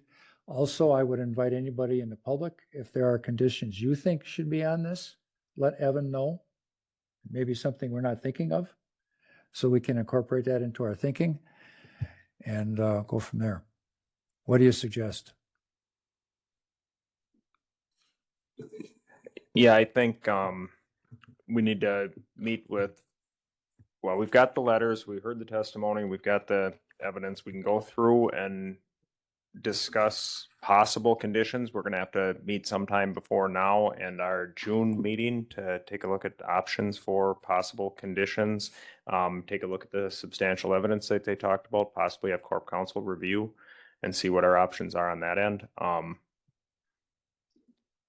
And yeah, I think we're just going to have to take some time, meet with the operators, meet with interested parties, and come up with possible conditions to try and mitigate concerns or look at the substantial evidence end of things and see where we can go from there. Okay, so you would want a meeting outside of a normal committee meeting? Is that what you're talking about? I would say most likely, yes. Is that okay, Mr. Chair, if we need to do that? Sure. Okay. Well, we'll keep you in the loop. Thank you. Okay. So is there anything anybody wants to talk about at this point on the committee? No, I need more information that I think Evan will be able to. Yeah, I'd like to get I some. think that's the issue. We got to get more information. Also, I'd like to have some direction from the committee which way we want to move on this, because ultimately you're the decision makers. Right. So, and I know you need some time to digest it. Some of you are just hearing the public concerns now. So if you want to reach out and give me direction on which way you want to go. How would you want to go about that? They could call, email, stop in, Okay, set up a meeting. okay. whatever. Keep me in the loop though. Absolutely. Yeah. Okay. So do we need a motion to push this further? Well, we're obviously not going to make a decision today. So I guess we're going to have to postpone the decision to our next meeting, put it on the agenda for the meeting in June. And then we'll have this interim meeting to talk about the specifics and then take it to the meeting in June. I would make a motion just so it's on record. Yeah. So if you want to, yeah, Just- I'll accept that motion. Just for Go ahead. information, we do have 90 days from the time the application is submitted for the committee to make a decision. And that expires in July, right? April 16th, one was submitted, April 21st. So we have another was submitted, so July, July, yeah. middle of So July. our yeah. June So meeting June will should be fine. Suffice, yes, okay. So is there a motion to postpone the decision to our June meeting? I'll make that motion. Okay, is there a second? Second.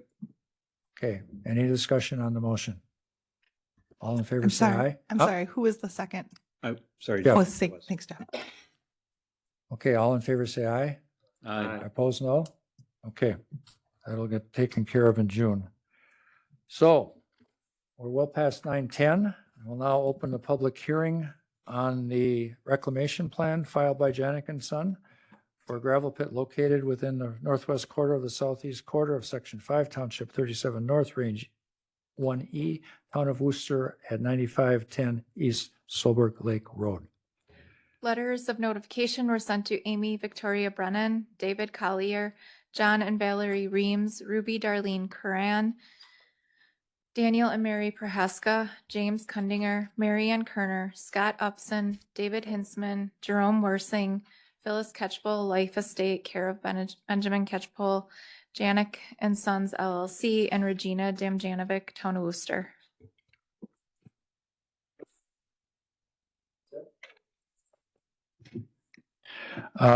So we have a lot of the same people here. If you want to talk, that's fine. If you don't want to, just tell me that. So we got Mr. Reams? No. No, okay. Miss Kurth, Mary Kurth? Yeah. Okay.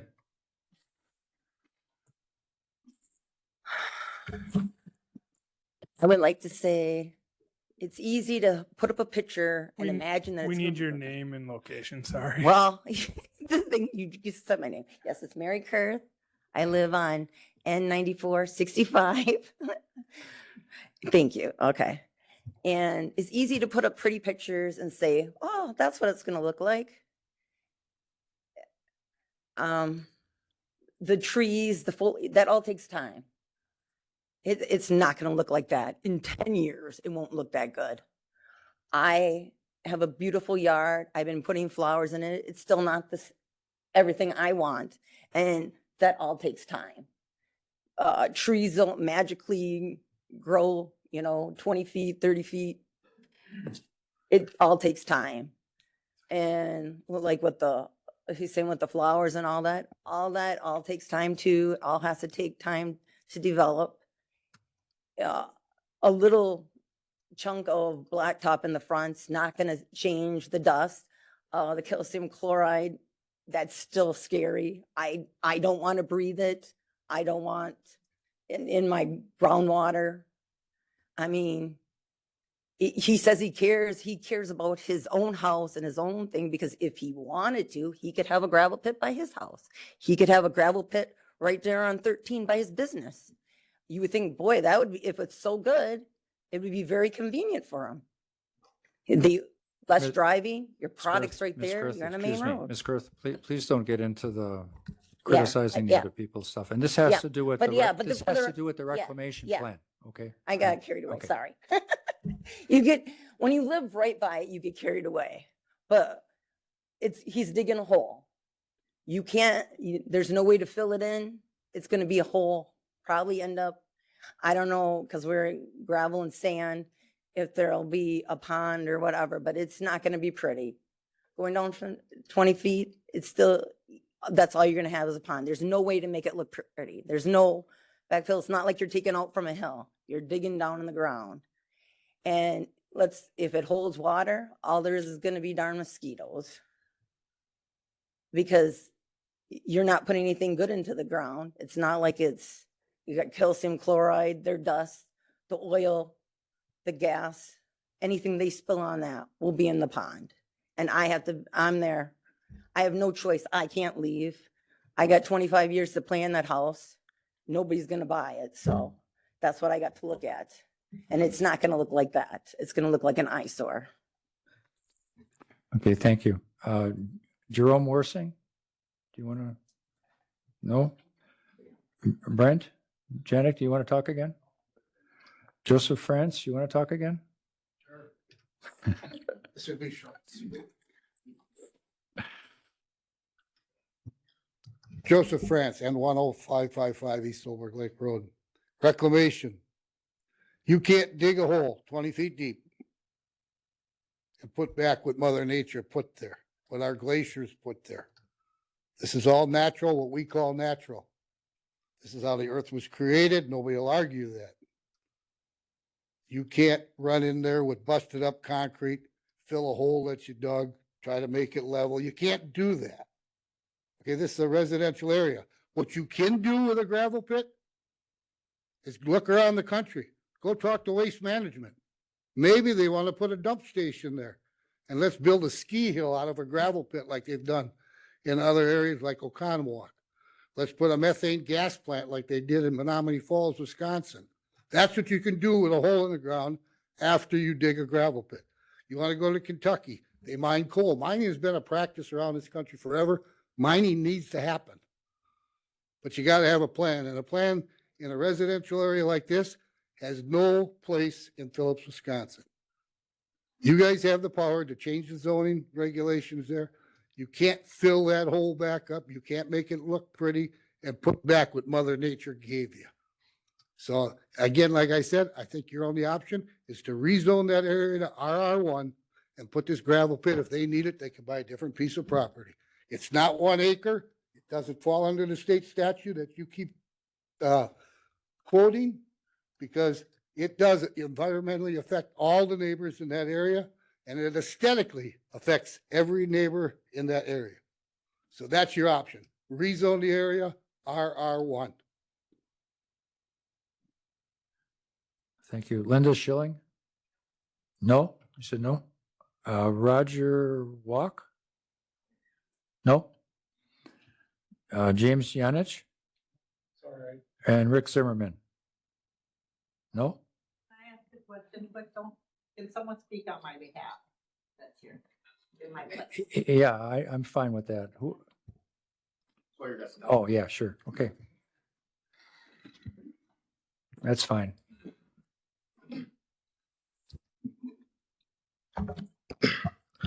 Sylvia Desitel, N9512 Westview Road. Mr. Janik, I do respect your plan. I like the vision that you have, but I wouldn't call it a plan. A plan requires dates, details, and a progression of effort that should be tracked. A picture and a vision, an idea, isn't a plan. With regard to the reclamation plan and the end that would be 10 years from now, what are the steps along the way? What is the timeline for any of the elements that are expected to be put in place? The plan should be more detailed. It should include critical elements, time specific to when any of somebody's vision should be in place. That's all. Thank you. Okay, thank you. There's nobody else on the list. Evan, you're all set? Okay, then we'll close the public hearing. You might want to check online. Oh, yeah. If there's anybody online that would like to speak, *6.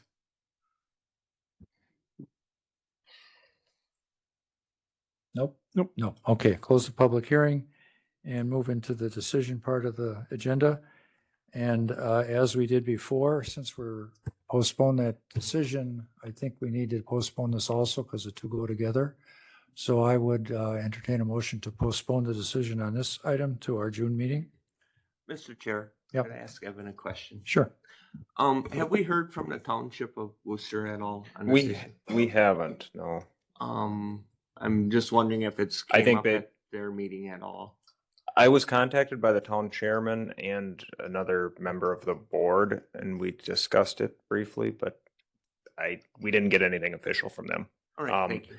But I would reach out to them between now and the decision date, that June meeting date, and see if they have anything else to say about it. But they were both, The roads. the town chairman and another town board supervisor were both aware of it because they reached out and asked me about it, but we didn't receive anything from them.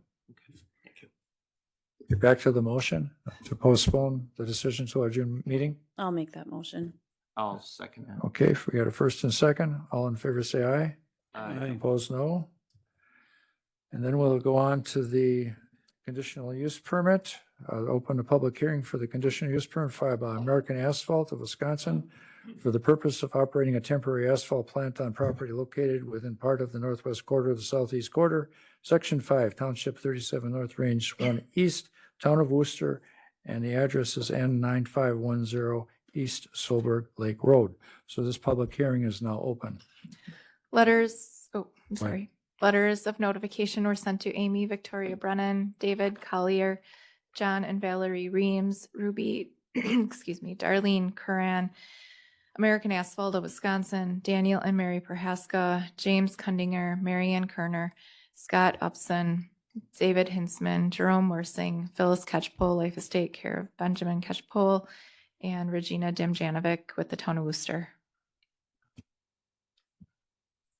Okay, thank you. So first on the list is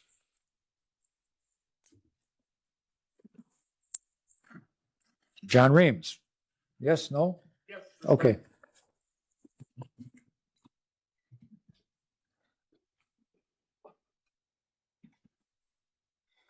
John Name and address, even though we already have it. Yeah.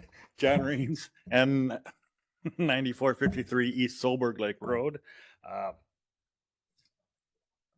I'm in real opposition to the asphalt plant for a couple of reasons. Everything that's been said before is, of course, the smell, the noise, the everything that goes along with it. The biggest problem I have now after hearing all this today is the default to a 1 acre pit that this is supposed to reside on. I can only think that the original plan didn't say, we want to put an asphalt plant on 1 acre of land on East Solberg Lake Road. I'm looking at a diagram that Wisconsin Asphalt provided in their application. Looking at this, I'm no scientist, but that alone looks like 1 acre to me. It's going to take at least 1 acre of land to put this asphalt plant. How do you do that when you have the same size gravel pit there and you're just going to build another one next to it and say, we're not going to use that pit, we're just going to put your asphalt there? Is that okay? That's pretty much my biggest. Can I Let Evan comment on that. All right. I don't want to create any more confusion back there. The 1 acre exemption doesn't apply to the temporary asphalt plant at all. That's a totally separate issue. That's Yes. just Okay, then without just what- to clarify. So there's okay, no then confusion in the road. that brings up my concern. Without a gravel pit there, is there still going to be an asphalt site? Where's the runoff going to be contained when you don't have a pit to hold all the runoff in? Where does all that go? Where's the water going to come from that's going to quiet and cool the asphalt if there's no pit to work in? But that would be a permit to have an asphalt plant. And I So- don't know if they put in an asphalt plant for a 1 acre gravel pit. I'm not sure. They can't, the conditional use permit is strictly for the asphalt plant that we're discussing now. Right. The 1 acre exemption where you don't have to have a rec plan under NR 135, that only applies to the gravel pit. The asphalt plant's a totally separate issue. Yep. And the asphalt plant absolutely requires a conditional use permit. There's no exemption where you can have an asphalt plant without a conditional use permit. So it's totally a separate issue. Just, I don't want any confusion. Exactly. But my confusion comes when they applied these together in conjunction with each other. The site becomes one and the same, does it not? Well, we could approve this gravel pit and not approve the asphalt plant. The two aren't necessarily So- join. They would like to do it at the same site, Is there which a is re- why this has all come together. But, Okay, then but don't we they need are a separate issues. reclamation plan though for But the the asphalt? reclamation plan is for the gravel pit. Right, do we need one for the asphalt pit if it's just sitting on a flat field? Where are the environmental safeguards against it? Where's all that in the plan? I didn't see that, if it's just an asphalt plant. I Go guess that would be my biggest concern now, is there Answer wasn't that. enough information on this asphalt. So I guess you have to look at this as two separate issues. One, the gravel pit, and two, the asphalt plant. They're two totally separate conditional use permits. Understand. The I gravel pit understand has a that. rec plan requirement that follows it. The asphalt plant is strictly a conditional use permit to have that on this property. Theoretically, somebody could apply for a temporary asphalt plant on an area that isn't a gravel pit and haul all the material in and process it there. It's most likely not economically feasible to do that, but theoretically somebody could do that. But in this case, without approving this conditional use permit for the asphalt plant, they can't have a asphalt plant on the facility. So I don't know if that answers your question in any way. If you have Yes. confusion on it, I could discuss it Yeah, with we you could later. discuss it later, but Yeah. yes, that still is not clear to me. Oops, sorry. I mean, I'm glad done. this Let got somebody else brought speak up it, because but- there's probably other yeah. people that are confused on the issue also. So you yeah, got so I'll a rescind gravel my pit, time you got a now. reclamation plan for the gravel pit, and then you got a standalone asphalt pit, which is happening to go on that same property. So Right, and the- but they're separate. right, my confusion is, let's say the gravel pit is denied.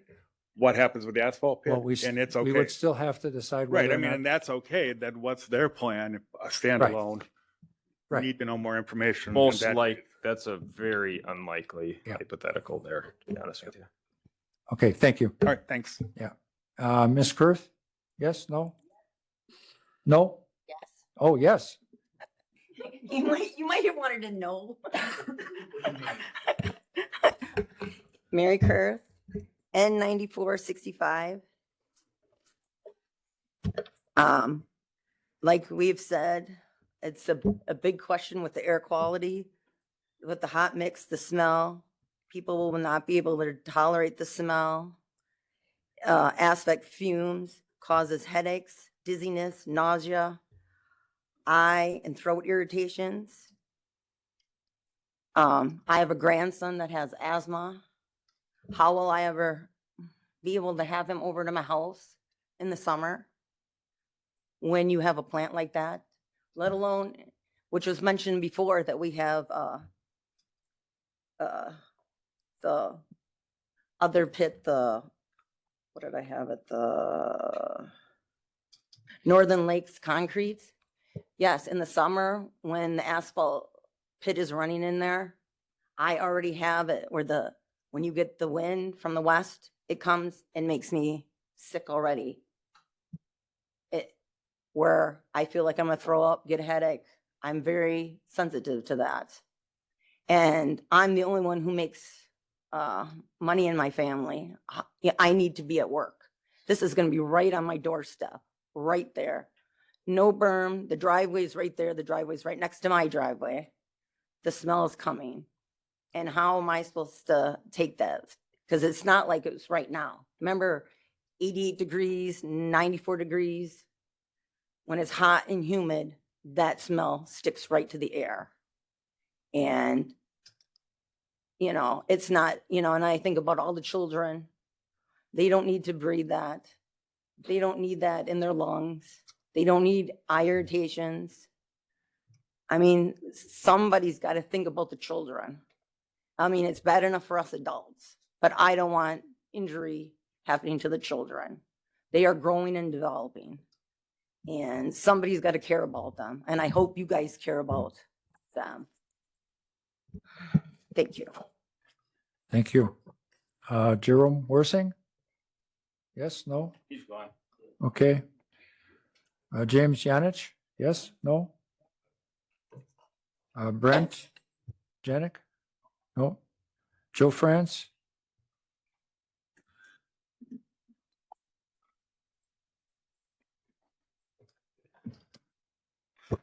Joe France, 10555 East Solberg Lake Road. I had the opportunity to make a very nice living hauling what we call black oil for Painted Dolan Corporation, Northeast Asphalt, or Matthew Corporation, whatever you want to call it. I sent thousands of trucks loaded with black oil, loaded at 300 degrees, in the various asphalt pits all over the state of Wisconsin. When people talk about the chemicals that hit ground or having water contaminated, I've seen it. My company had to pay for the cleanups. You never clean it up. It's mitigation.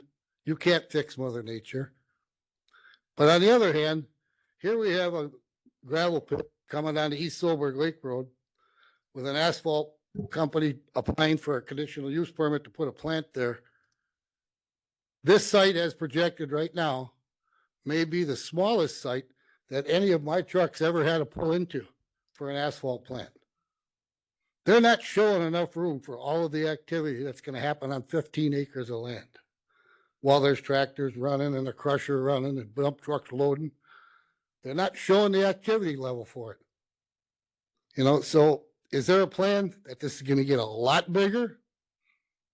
Probably. That would be my guess, because I don't think American Asphalt just takes a flyer at night. They're a wonderful company. We all need driveways. We all need roads. They need to be put in. You need to welcome this company into your community to keep things alive. But on this property here, I think there's an ulterior motive to get it much bigger, much dirtier. And don't say if it happens, because it's a matter of when it happens. I've witnessed it. I've had to go on site. I've had to make the cleanups in Minnesota. I had a perpetual well for 25 years that was monitored because it was polluted. So don't say if it happens. It's going to happen. You're going to put an asphalt plant there. You're going to dig 20 feet deep. You're going to put calcium on the ground. You're going to have oil on the ground, hydraulic oil, asphalt oil. You know, the 300-degree oil gets hard pretty fast, but what are the chemicals that leak out of it? So keep that in mind when you're looking at this. There's an ulterior motive here. This property is too small to provide a company as large as American Asphalt, Northeast Asphalt, Matthew Corporation, who's ever under at the end of the line of this, to really be worried about this plant. Are there other gravel pits in the area? Yeah. What I just said about spills and dirty and maintaining asphalt plants, there's other pits in the area that won't allow them in because things have happened. So keep that in mind. This is a neighborhood, and like I said before, rezone this neighborhood into RR1. They don't need a gravel pit there. I'm 72 years old. You can dig a hole in the bottom of the earth. It's probably not going to affect my health, but it's going to affect this community forever. It's going to affect that neighborhood forever. And it's going to affect my grandson who lives there. It's going to affect every baby that's born there, because nobody's going to know the groundwater is contaminated until it's contaminated. Watch the news. What do you see on the news nowadays? Vilas, Oneida, Taylor, Iron, they're all concerned. PFAS, where does it come from? Nobody even knows where it came from. Nobody knows how to get rid of it.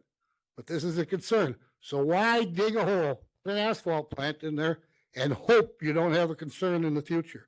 You don't have to do this. The state ordinance doesn't demand you to do it. So deny it, rezone the area RR1. Okay, Linda Schilling.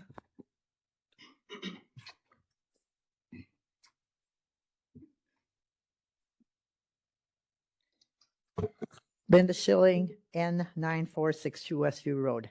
My 8-year-old grandson lives at that residence. That is feet from where this asphalt plant is going to be. He already has an autoimmune disease known as PANDAS. That's a pediatric autoimmune disorder after strep. He's extremely sensitive to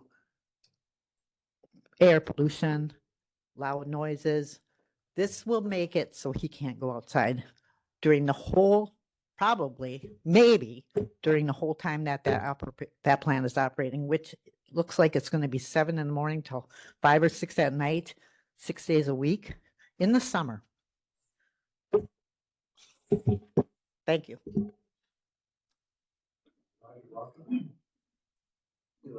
He's gone. Rick Zimmerman, gone. And then Matt Elslinger, do you want to speak?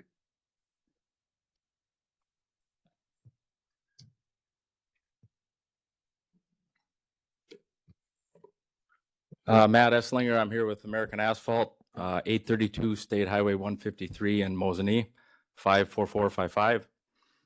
Just to clarify a couple things, on the application, yeah, we had put in June 15th through, I think, November 1st. Our schedule was a little bit up in the air. What we'd be looking at doing is moving in, if things move forward, beginning of August. We're looking at about a 7-week time frame. This is definitely not a site that we're considering at all being a permanent situation. Temporary just on needs, so definitely not every single year, not at all. It's just when we've got enough work built up in this area that would call for it. As far as dust goes, with the asphalt plant, the biggest thing with dust is trucks in the pit itself. So a common thing we do is we spray chloride, like has been discussed. It's a common product that's used on many town roads throughout the state of Wisconsin to eliminate dust, so it's nothing new. As far as contaminants go, there's 3 bulk products that we have on site: diesel, burner oil, and asphalt cement. Our diesel and burner oil tanks are double walled. They're inspected monthly, and that is all documented. Asphalt cement is a viscoelastic material, meaning when it's hot, 300 degrees hot, it's flowable. When it cools off, it hardens. So what happens if there would be a potential of a spill is that material just kind of oozes onto the ground. You wait for it to cool and you pick it up as a solid. It definitely doesn't go any further than that. Talking a little bit about traffic, as I put in there, on busy days, there's definitely would be an increase in traffic. It's a concern for everybody. Couple things that come to my mind as far as conditions that could be talked about. Just looking at going south, I believe there's about 6 residences that are south in that 2,000-foot stretch to County H. Not sure how many are to the north. Maybe we can only travel, American Asphalt can only travel south to get out of the pit. Another thing is there's 40-mile-per-hour speed limit. We could definitely talk about considering lowering that speed limit at that time frame, whether it's regulatory, which would probably have to be done through the township, or just advisory, something that we would be more than happy to supply. Also, we could put up those radar speed signs as well, as another thought to help out with that. As far as air goes, we're highly regulated by the DNR. We're required to carry air emission permits, stormwater permits. We're tested biannually for air compliance. We do something called a stack test, which they're testing for concentrations of a measurement called grains per dry standard cubic foot. So essentially what you do is you put a filter in our stack and you measure how much particulates are coming through. So of the allowable limit, the particular plant we're looking to bring in here last year was tested at 4% of what that limit is. There's programs that are sponsored by the DNR and Wisconsin Asphalt Pavement Association called the HMA Environmental Leadership Awards. Every single plant at American carries those awards, and they're based on evaluating criteria of environmental compliance, safety, environmental control measures, plant appearance, and community relations. See, my time was up. Well, You used 3 and now you got to keep going. All right. So, one common, I'll say, misconception about asphalt plants is, especially when it gets a little cooler outside, people see this plume of white, call it smoke, coming out of the plant, and it's not smoke, it's steam. So the aggregate is superheated with the goal of getting all the moisture content out of it. So aggregates that we're running through the plant carry anywhere from 2 to 10% moisture contents in it. So when water is heated and turned into steam, it grows in volume by 1,000 times. So you've got a heck of a lot of steam that's generated. It's by and large steam that's coming out of that stack. It's not smoke, so wanted to clear that air. We talk about odor a little bit. We add a neutralizer to the asphalt cement.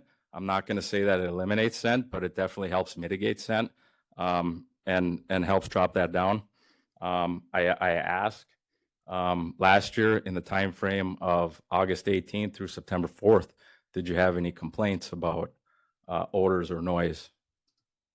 Because there was an asphalt plant that was sitting in a pit just southwest of this area, by Google Maps, measuring it out about 825 feet from the intersection of Westview Road and Crossland Road, with the closest residence being 660 feet away from that.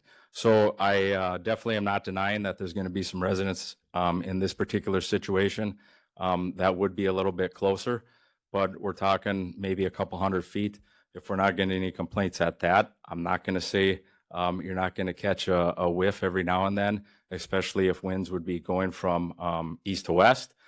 You may, but I think by and large, winds are flowing from south to north and northeast. Thank you. Do you have any questions that you want, Mr. Chair. or do you want to Well, close we this could- why first don't if we you want to go into start with that? the Public comment, then we can ask them some questions. You want to ask them right now? Okay, go ahead. Is there laws? Is there a law as far as your distance from residence that you can set up? A law? Yeah, is there? Regulation, I guess. There's no regulations when it comes to that. So The DNR has requirements of how far the setback has to be off of the roadway. and what would that be? You don't know, you're in the business. I guess my question is of residence, not road. It's probably because you haven't set a hot mix plant up that close to someone's home. The only thing that I can tell you is we work in 14 counties. The Wisconsin Department of Transportation classifies these 14 counties as the north central region of Wisconsin. We set asphalt plants in 12 of the counties. 2 of them are not, they don't have zoning regulations. That would be Taylor and Clark. The other 10 that we set plants in do. The only county that has anything in an ordinance is Marathon County, and that's their ordinance is within 100 feet of a residence. That's the only one that we deal with. Sawyer has 1,000, correct? We don't work in Sawyer, so I can't speak for that one. And it shows that the Wisconsin Administrative Code, NR 406 and 407, has air pollution. Can she please be at a microphone? So, I don't think this is a debate, so we have let's- to be cautioned. Yeah, I understand that, but I'm just yeah, responding. we'll bring that up again and you can relate. Okay, you're done for now? Yep. Okay. Tristan Gardner, you want to talk?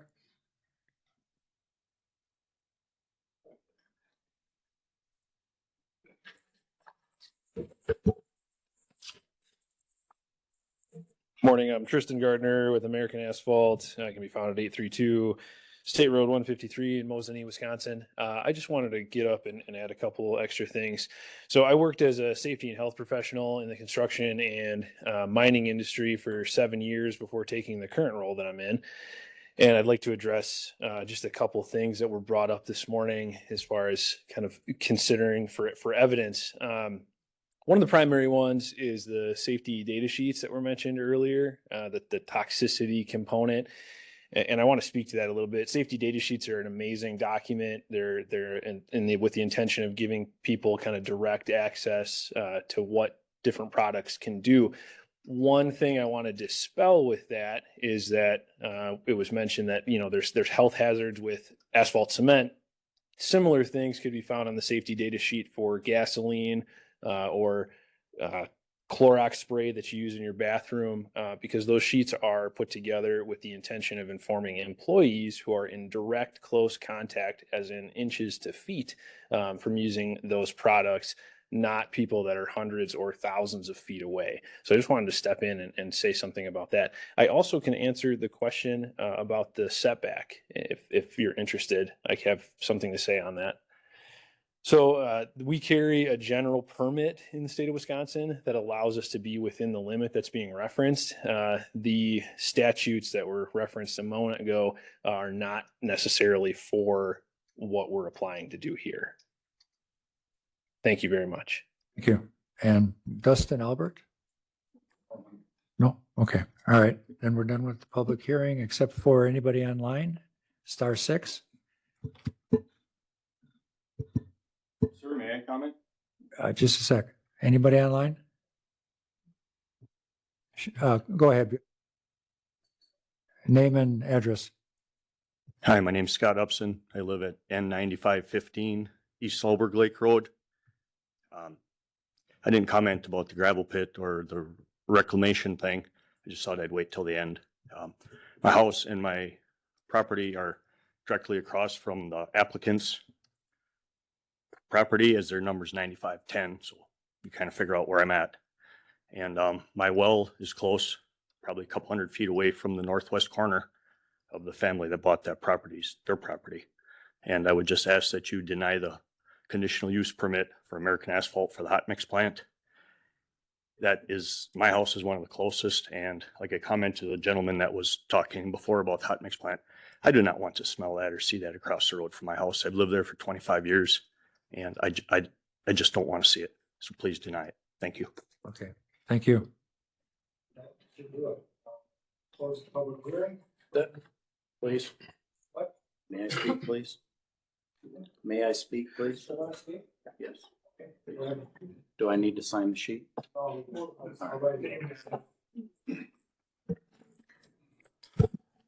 Joseph Lingard, Comfort Cove Resort and Campground, N10149 East Solberg Lake Road, and my residence is at N10115 East Solberg Lake Road. As Matt stated, the wind would come from the south to the north. As you stated, that directly goes to my resort in the span of 1.4 miles. The smell would end me. Who's going to go camping smelling that? You can't tell me which way the wind blows.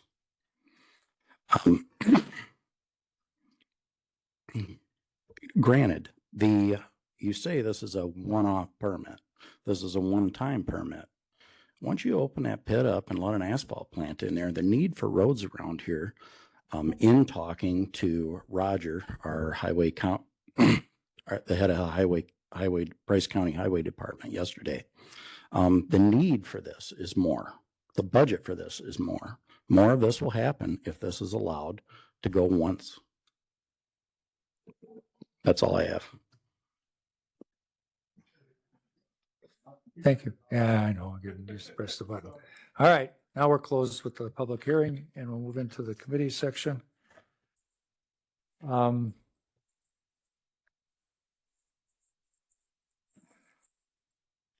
Since these all go together, and I think we're talking conditions again, and we're going to be reviewing those conditions, I think we ought to do the same thing here with a postponement till our June meeting to make a decision. Do you want to, unless anybody has any questions, you want to talk about it, that's fine. We'll have discussion. So would that affect anything on their end? I know they said August, but is that still us taking another month that wouldn't? Well, we have a 90-day window to do this. and we're- But that's for this too. Yeah. Okay. We're within a 90-day window, so I we're just still wanted good. to make sure before I made my motion, Bob. Good question. So Bob, couple things. Pardon? Well, now I want to, maybe we'll have a little discussion before we, yeah, okay, I'll let him talk. Bend the rules.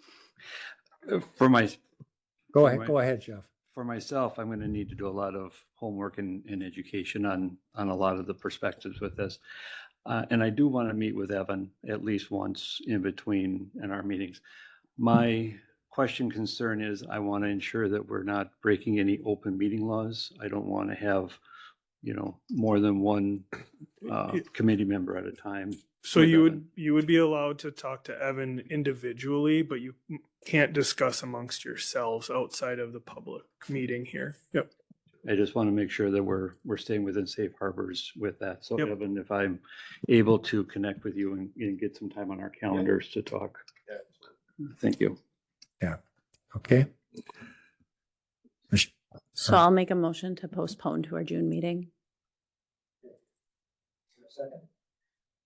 I can second that. Aye.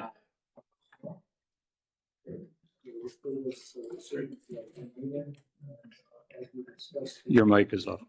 Your mic, please. I keep shutting it off. As we discussed, we'll have set up a meeting in between to go through a lot of the details and have that discussion. Okay.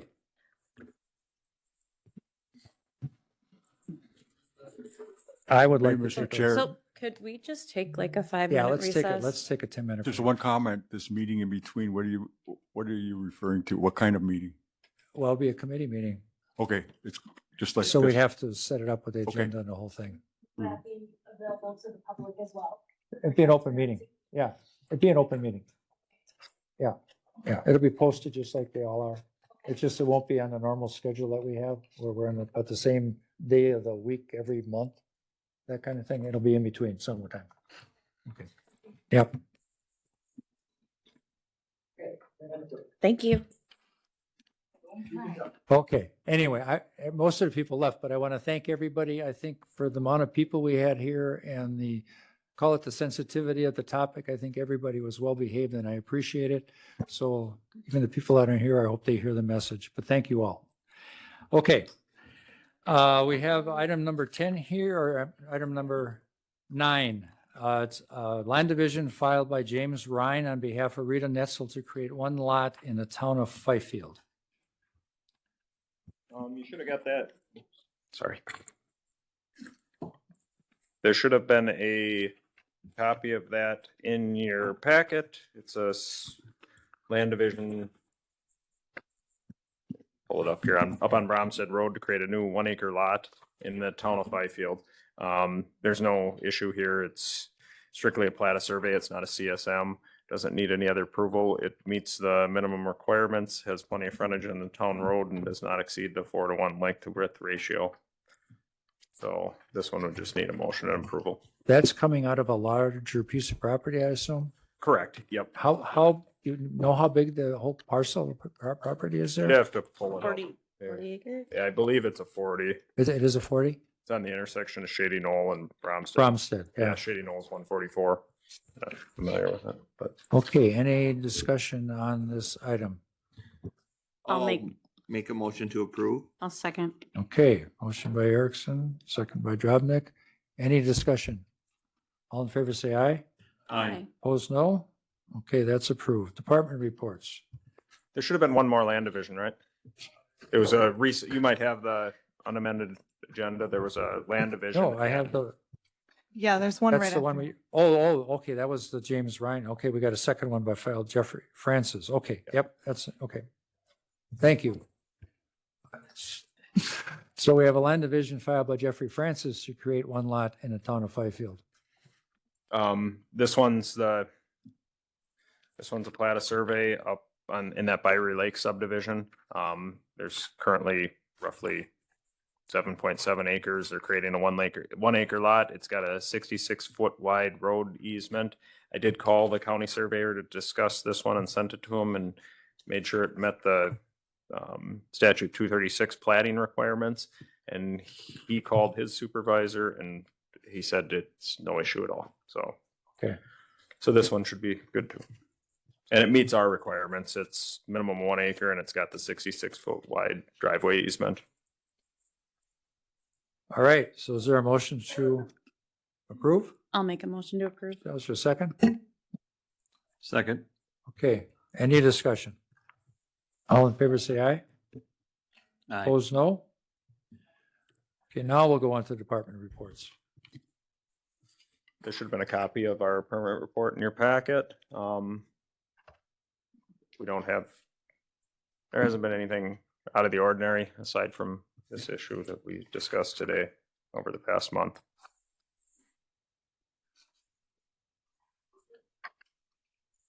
Are there any questions from the new members about what he would report on or what he would? I think I do have questions, but we got a lot to absorb on the first item, so, And I would welcome any of the new members in to meet with me anytime you want. I'm sure we'll be meeting before now in our June meeting, so I can answer any general questions about our department then and kind of run you through. I was hoping to kind of set up a meet and greet with Evan anyway, so yeah. Yeah, that'd be wonderful. Okay, All right, we'll adjourn from the zoning part of the meeting and go into the land conservation. And we have all of our members here. So is there any public comment on land conservation? Okay, anybody online for land conservation, *6?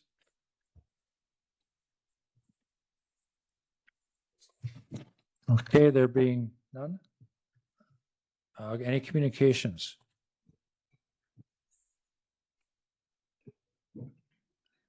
Okay, there being none, we'll move on to item 3, which is Land and Water Resource Management Plan overview. The reason it's on there is mainly for our new members, just to be aware that we have this. And you're asked if we should give you a copy, but it's on the website.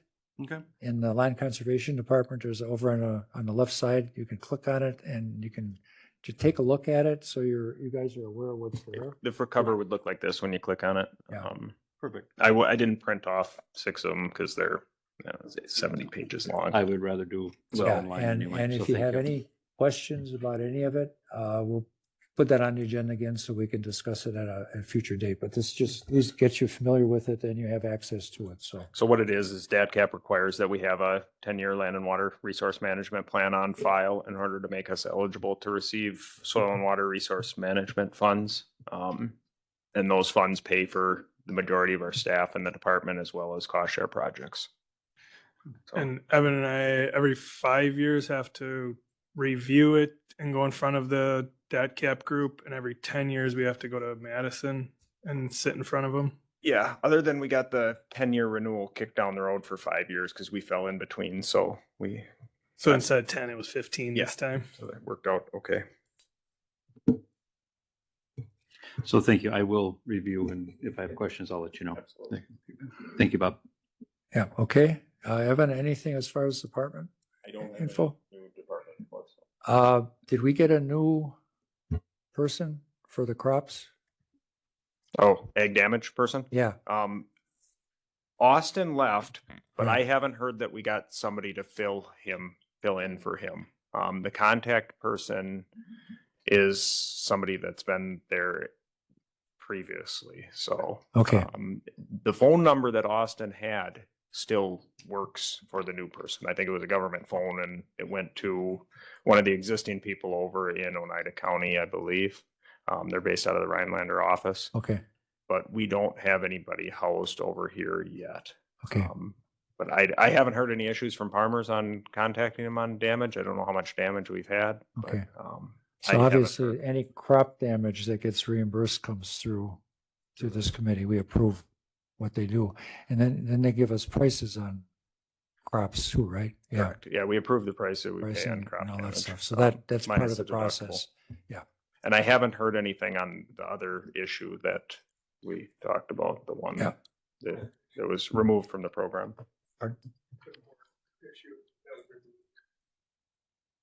I don't have any new news from them on that. So. Yeah, okay. All right. If there's nothing else, Evan, we'll adjourn that part of the meeting. Go into miscellaneous, and we have our minutes from our last meeting. Is there a motion? That was back in March. So long ago, but I'll approve those minutes. You will? Thank you. Is there a second? I'll second that. All right, any discussion on the minutes? There being none, all in favor say aye. Aye. Opposed, no? Okay, committee vouchers, everybody signed the vouchers? I'll make a motion to approve. Thank you. Is there a second? Second, Mr. Kopish. Thanks, Jeff. Any discussion on the vouchers? All in favor say aye. Aye. Opposed, no. Vouchers are approved. Next meeting date is June 18th. And we'll probably have a full agenda again.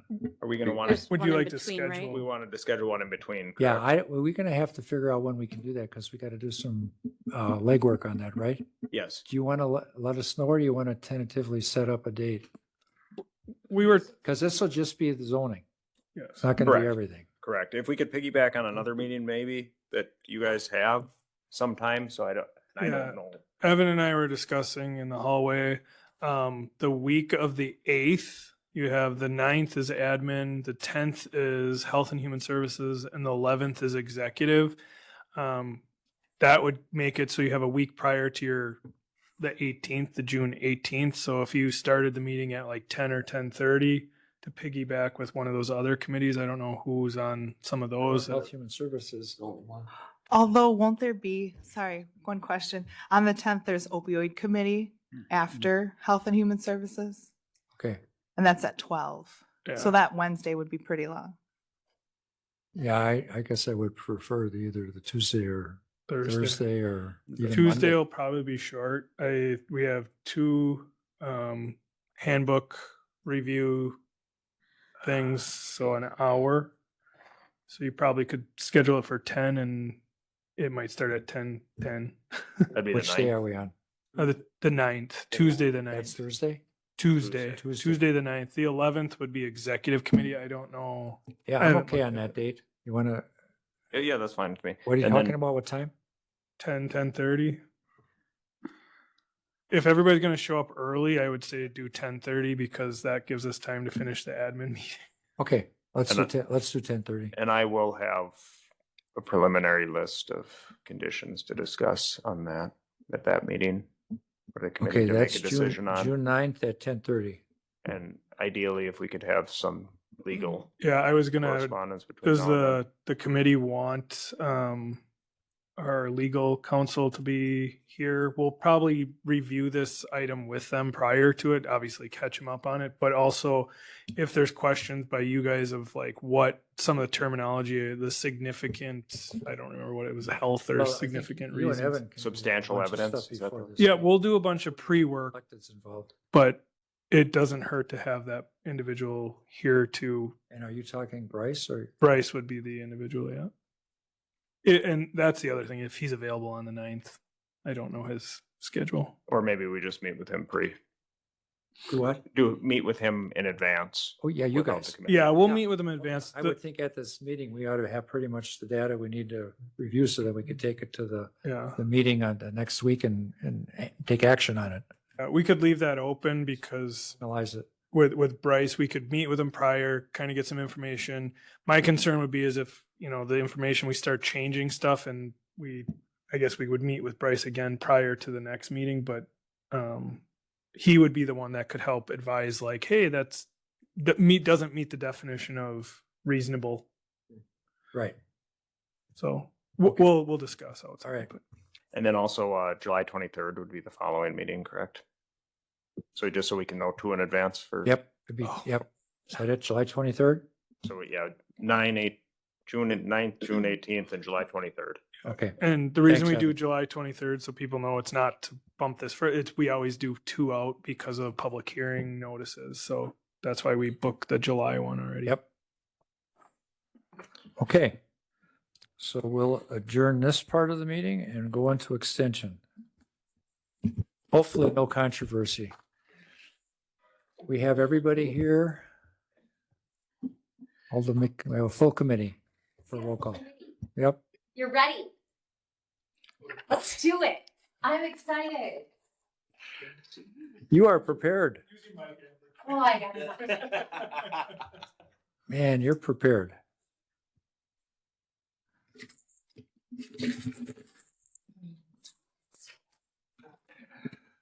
So is there any, before you start, is there any public comment for extension?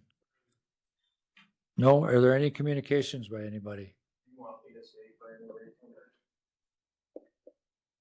You might learn something.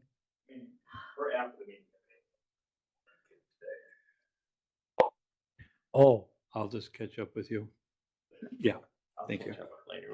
okay. All right. I see what you're going. Okay. No communications?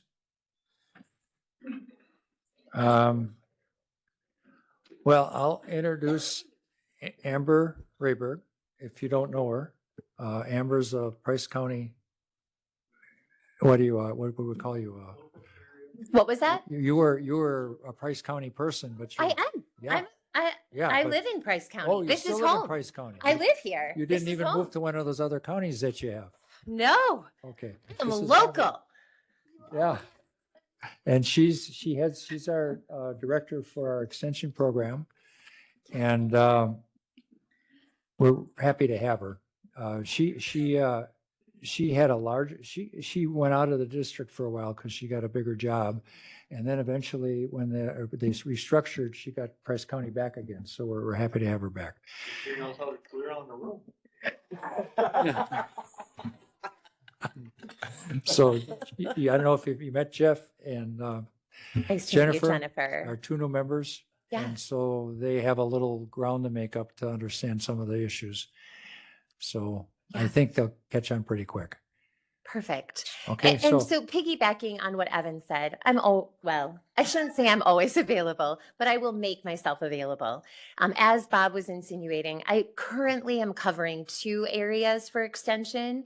And so I have 9 counties and 3 tribal nations. And so my schedule is a little bit full, but I do my best to be present, be where I need to be, and I'm happy to schedule a time to have coffee or connect to learn more about extension and the programming we offer here locally, but then also what's available. So I think that's the second piece. And so I did kind of hand out kind of this, we call it onboarding or overview, to just give you kind of that broad sweep of what extension is. And so I think, thank you, Bob, for the introduction. I'll share a little bit more. I've been with Extension for about 25 years, but really for me, Extension, my roots go far back. My parents had a dairy farm west of town, and so we utilized Extension resources the entire time I was growing up, right? We had our ag agent out helping us think about, crops, the soil, whatever it was. So leveraging some university research and resources to help improve what we were doing, challenge my dad a little bit maybe. And so that was definitely an important piece. I also grew up in the 4-H program, which is really what we currently have here in Price County. We have a half-time educator who really focuses on continuing the legacy of that program, but also expanding and reaching young people in our schools with positive youth development programming. So this academic year, she was in every school in their after-school programming, bringing robotics, bringing some foods and nutrition, just trying to expose them to some different topics that might spark their interest and give them some exposure to things they might not otherwise. So she also is shared with Taylor County. So 50% time in Price County and 50% in Taylor. And that's our current extension programming at this time. But you'll notice, and you have access to additional resources. So even though we don't have an ag educator or we don't have anyone in community development or health and well-being, there are ways to leverage resources. So if Price County wanted to do a strategic plan, we have some specialists that work in strategic planning. We would be able to possibly work with you to bring somebody in and help with that process. Either do some education so that you knew who you wanted to bring in or how you wanted that to go. So I think sometimes extension is broad. It's local, but also there are I think we have like almost 700 extension employees. So there are specialists and others on campus doing research to hopefully connect to communities. And so, I get excited. That is one thing. The energy, when the energy is low, my energy gets real high. So I could sense when I came in. I really believe in this partnership with Extension and the communities where we serve. And I want to do whatever I can to help leverage those resources. So this is an area of mine, and part of my update on June 29th, the new Area 4 Extension Director will be starting. And so we're super looking forward to that. She will be covering Forest and Florence, Vilas, kind of that. Nick made fun of me yesterday. I drove in my car, moving my hands like this. Then I got out of the car, moving my hands. So I definitely talk with my hands. So stay clear, something to know. But anyway, after June 29th, I will be able to focus more on Area 3, which Price, Taylor, Lincoln, Langlade, and Oneida are a part of that area. So that will make me much more available to continue to explore how we best work together, how we best It talks about an MOU. We have signed an MOU and we have a contract. So you co-fund our educator that's here with the university, which is different than a lot of other positions. Oftentimes there will be grant funding that comes in that the state provides in human services or the health department to help offset a position, but actually you pay the university your portion of that contract, and then we hire those educators. So, but the MOU outlines how that relationship is going to work to ensure that we're doing what the county needs, and in return, you are providing input and direction on the kind of programming and resources we provide here. So I think in some ways it's really easy. We're like an extension of the university. The idea is to be able to leverage those resources. Otherwise, you know, Madison's 4 hours away. How do the people here actually connect to those? And it's intended that information and data go to the university. So if we have major issues in our community, that we're helping the university think about what kind of research needs to be done to help provide and strengthen our communities overall. So I'm always available. I love to talk, as you can tell. I also really love to learn and really care deeply about our communities. So if you have ideas, you have thoughts, concerns, know that my phone and door are always open. We have really great staff. You'll get to meet them. Julie has some summer interns hired for the summer that also help support youth programming in the summer, camps, outdoor activities, those kind of things. And so they'll be here either in June or July. We'll take a look at what the agenda looks like so you can hear more about the programming being offered, meet some of those young college students who are here to help in the summer. And that's that. We do have a county employee who works 3 days a week as our administrative support. Nancy, she started in our department 6 months ago or so, is doing a really incredible job. So is also grounded in some extension work, comes from Clark County, where she was a 4-H volunteer, grew up on a large dairy. So is able to also, when people come in with gardening questions or need water samples or soil samples, those are also things that we provide here in the community. Is that good? But I mean, I could talk all day about extension, but I know you've already heard a lot today. And so I don't want to, you know, just keep piling it on. So you handed this out. I did. Yeah, okay. So this, you're not going to go through this on the I screen. mean, I think I just did a broad sweep and I'll let you read through it. And then if you guys come back with questions or want to talk more about it. And then we got the MOU. Did everybody get the MOU? Yeah, and again, that was referenced for our new members. It is signed for this year. And then I think it will just be signed with the contract moving forward. So there's no action on it. It was really so our new members would understand that relationship. Yeah. Yeah, and with That good? As Amber said, with the MOU, it's signed each year or presented each year with the contract to be signed. I sit on a state committee that reviews that, and then if any issues are happening, we can address those. So I meet with Amber's supervisors and then their supervisors. So their top group, they're the ones that negotiate or discuss this MOU to make sure we're all meeting expectations between each other. So it's been a great 5-year process. Amber's giving me like, it's been a while. We finally got it in place. It's seems to be working very well. But if there's any concerns that you see with the relationship between UW and the county, let me know. We ask all the counties to give us that feedback. So when we do meet once a year to discuss this, we can address those issues. Sure. Yeah, I would just add, I mean, I think when Extension and the county do not partner well, it hurts the community. And so, I think if you sense something, you see us moving in a direction that is not supported by the goals of the county, please open that discussion. If you don't want to talk to me, talk to Nick. You can call my supervisor. I am really committed. because I want these small rural communities to leverage those resources and have access to it.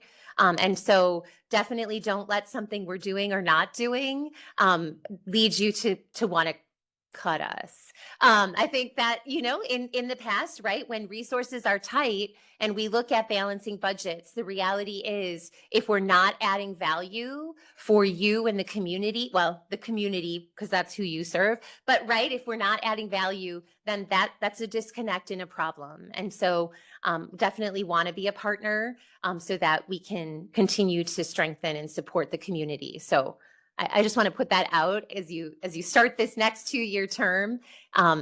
If you hear things, you see things, don't hesitate. Yeah. Yeah, or you have an idea and you're like, hey, we could really use this. Does Extension do it? I rarely say no. So just like try to find a way. Don't cross your arms, Michelle. We look for ways. We're not done yet. Don't worry. We're still exploring. We did have a FoodWise program that was federally funded, which was an incredible resource and really utilized by our schools and our aging population.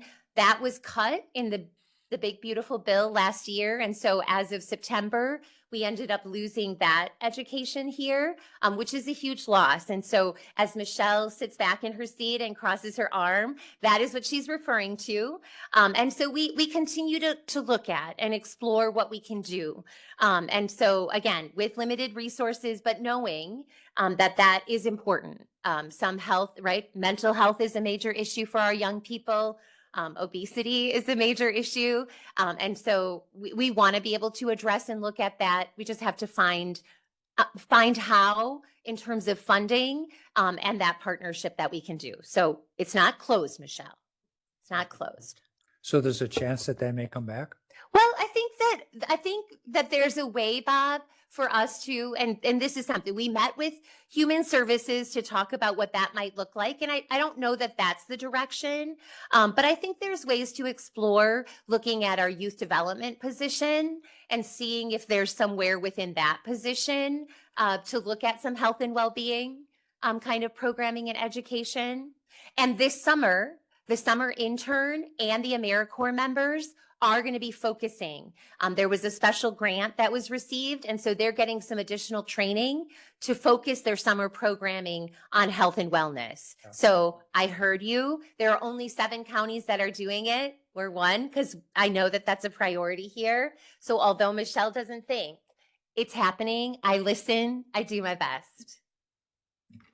So yes. Well, that was kind of tied in with the SNAP thing last year. It was. And it wasn't really the same, was it? Well, SNAP funded, right? So there are the SNAP benefits, Yeah.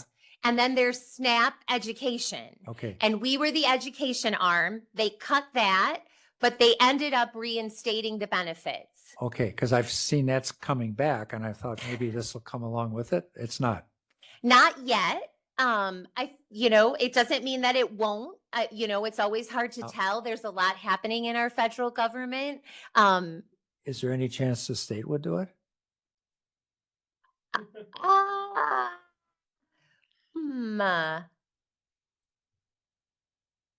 That's what I was hoping for, because I know Yeah. Wisconsin, it does have resources Has that some resources. might be available. So I do believe WCA and our dean are working with the legislature to talk a little bit about some education for counties where maybe they do not have the same level of resources in extension, right? So if you look at Dane County, they have 24 extension educators and we have a half, right? And so there's definitely some disparity in that, you could say. And I think that is pretty typical in rural communities. You'll see that.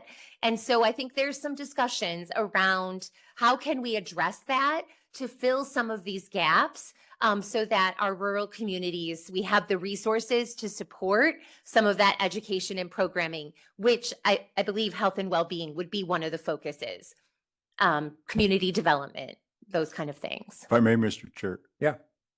I don't know if I'm recollecting correctly or not, but didn't we send a resolution to the legislature asking the state to help. Happened with it. But I know there was discussions. I Yeah.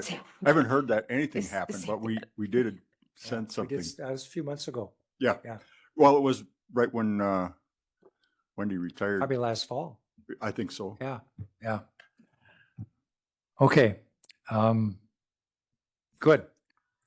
Got anything else? Does anybody have any questions? And again, I'm I'm happy gonna have to ask a question in Mr. Barkstrom's absence. about the reality fair. Absolutely, so good.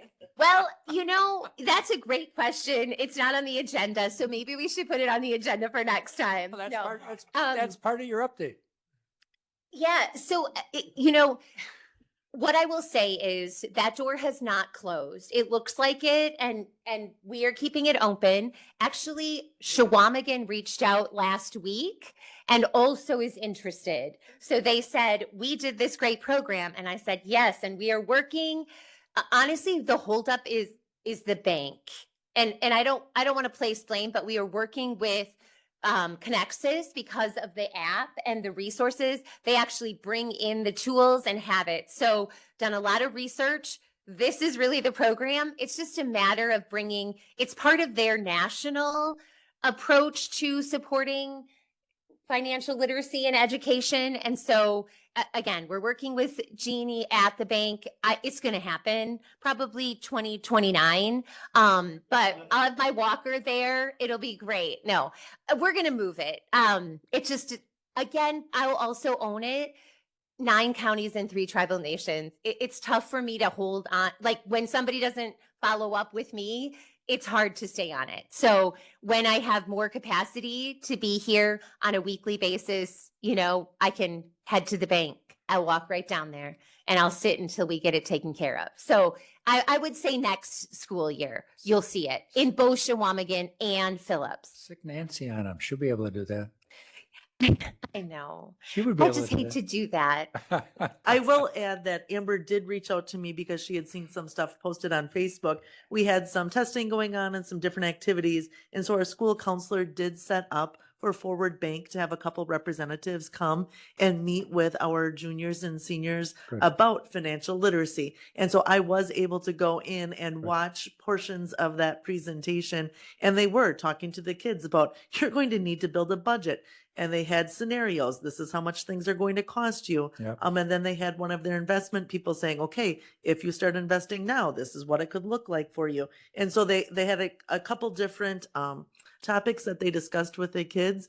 And a lot of the students came out of there going like, oh, that was more information than we wanted to know. But I think it really opened their eyes. And that would be something that we would like to partner with the Reality Fair. We know that not all kids can be in there doing the activity at the same time. And we had talked about having some guest speakers so that some can be in the auditorium meeting with those, financial individuals, while others are actually partaking in the activity. And I think that just that little test run with some of the presentations we had were very well received, and that'll be able to be a complement to the program.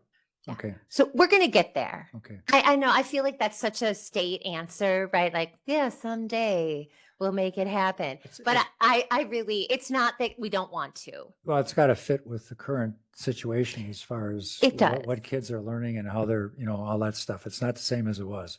Right. So that's Right. good. And Okay. that Rachel and I and Nick have been really resolute about that. We didn't want to just do what we always have done.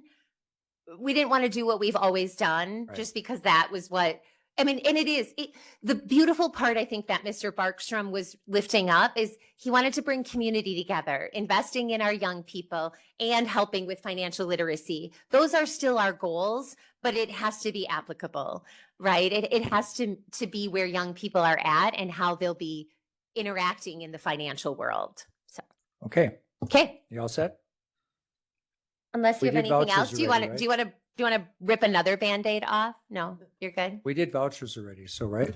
Correct. That's just for if anyone has discussion on UW Oh, on the extension vouchers for Anybody UW. want to talk about vouchers with extension? No? The invoice from UW should be coming the first half of the year. Yeah. One, But other than that, there's nothing unusual. We don't really have any money. We don't really spend any money. So it's all good. And then just one item, kind of housekeeping, just for the two new members. This committee is really three separate committees. That's why the agenda is set up the way it is. And the zoning committee is 5 board members, so that's a typical 3 people is a quorum, a majority thing. But land conservation has 6, so now your quorum goes up to 4.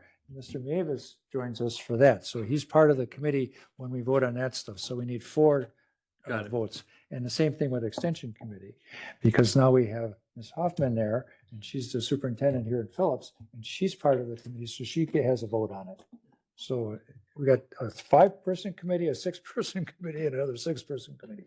That's why it's set up the way it is. It's normally not this long. Well, no, it's not normally this long. So, okay, anything before we close? Questions? Jeff? I have none. Jennifer, I anything? think, Amber's presentation may be a great opportunity at the town level. Nick, I don't know if that would be a WTA zone meeting opportunity or not. Yeah, when I would be happy to come to one of the towns association meetings. Yeah.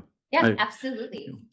Again, you may get some great ideas from that level of leadership. Michelle, you want to make a motion on anything? Well, sure, go for it. I was trying to be polite. So one, are we going to keep it the way we had it during the last 2 years where the directors come was it once a quarter? Is that what we had set up? Yeah, we got a little messed up because we got out of sync here with our meetings because we had the 2 board meetings in April, so we canceled our meeting and we did, I don't know if we had, you talking about extension? Right. So We like didn't have Wendy extension and when we Julie and normally all should them. have. So either we got to do something in June, which is kind of a catch up, or we wait till the end of the quarter. I don't know I what would you want to recommend do. July. I think June's going to be a little lengthy. Okay, let's plan on July. So we That want way to get back in educators sync know, back in June. And then we'll get back into our quarterly. Yeah, okay, that sounds good. Anything else? Do we want to invite Jason just to introduce him to the new members on that one? Oh, that's so nice. Yeah, I will see if Jason, my boss, is available. Then you all can meet Oh, I him was going to say, and who's share your Jason? concerns. Thank you, Nick. I would love to. No, I think that's a great idea. That'll be in July. Yep, I can see So if he's whose available. place is he taking? He doesn't. He's been here. Has he? Jason's who Amber reports to. Yeah. So do you remember Catherine Nicewinder, Bob?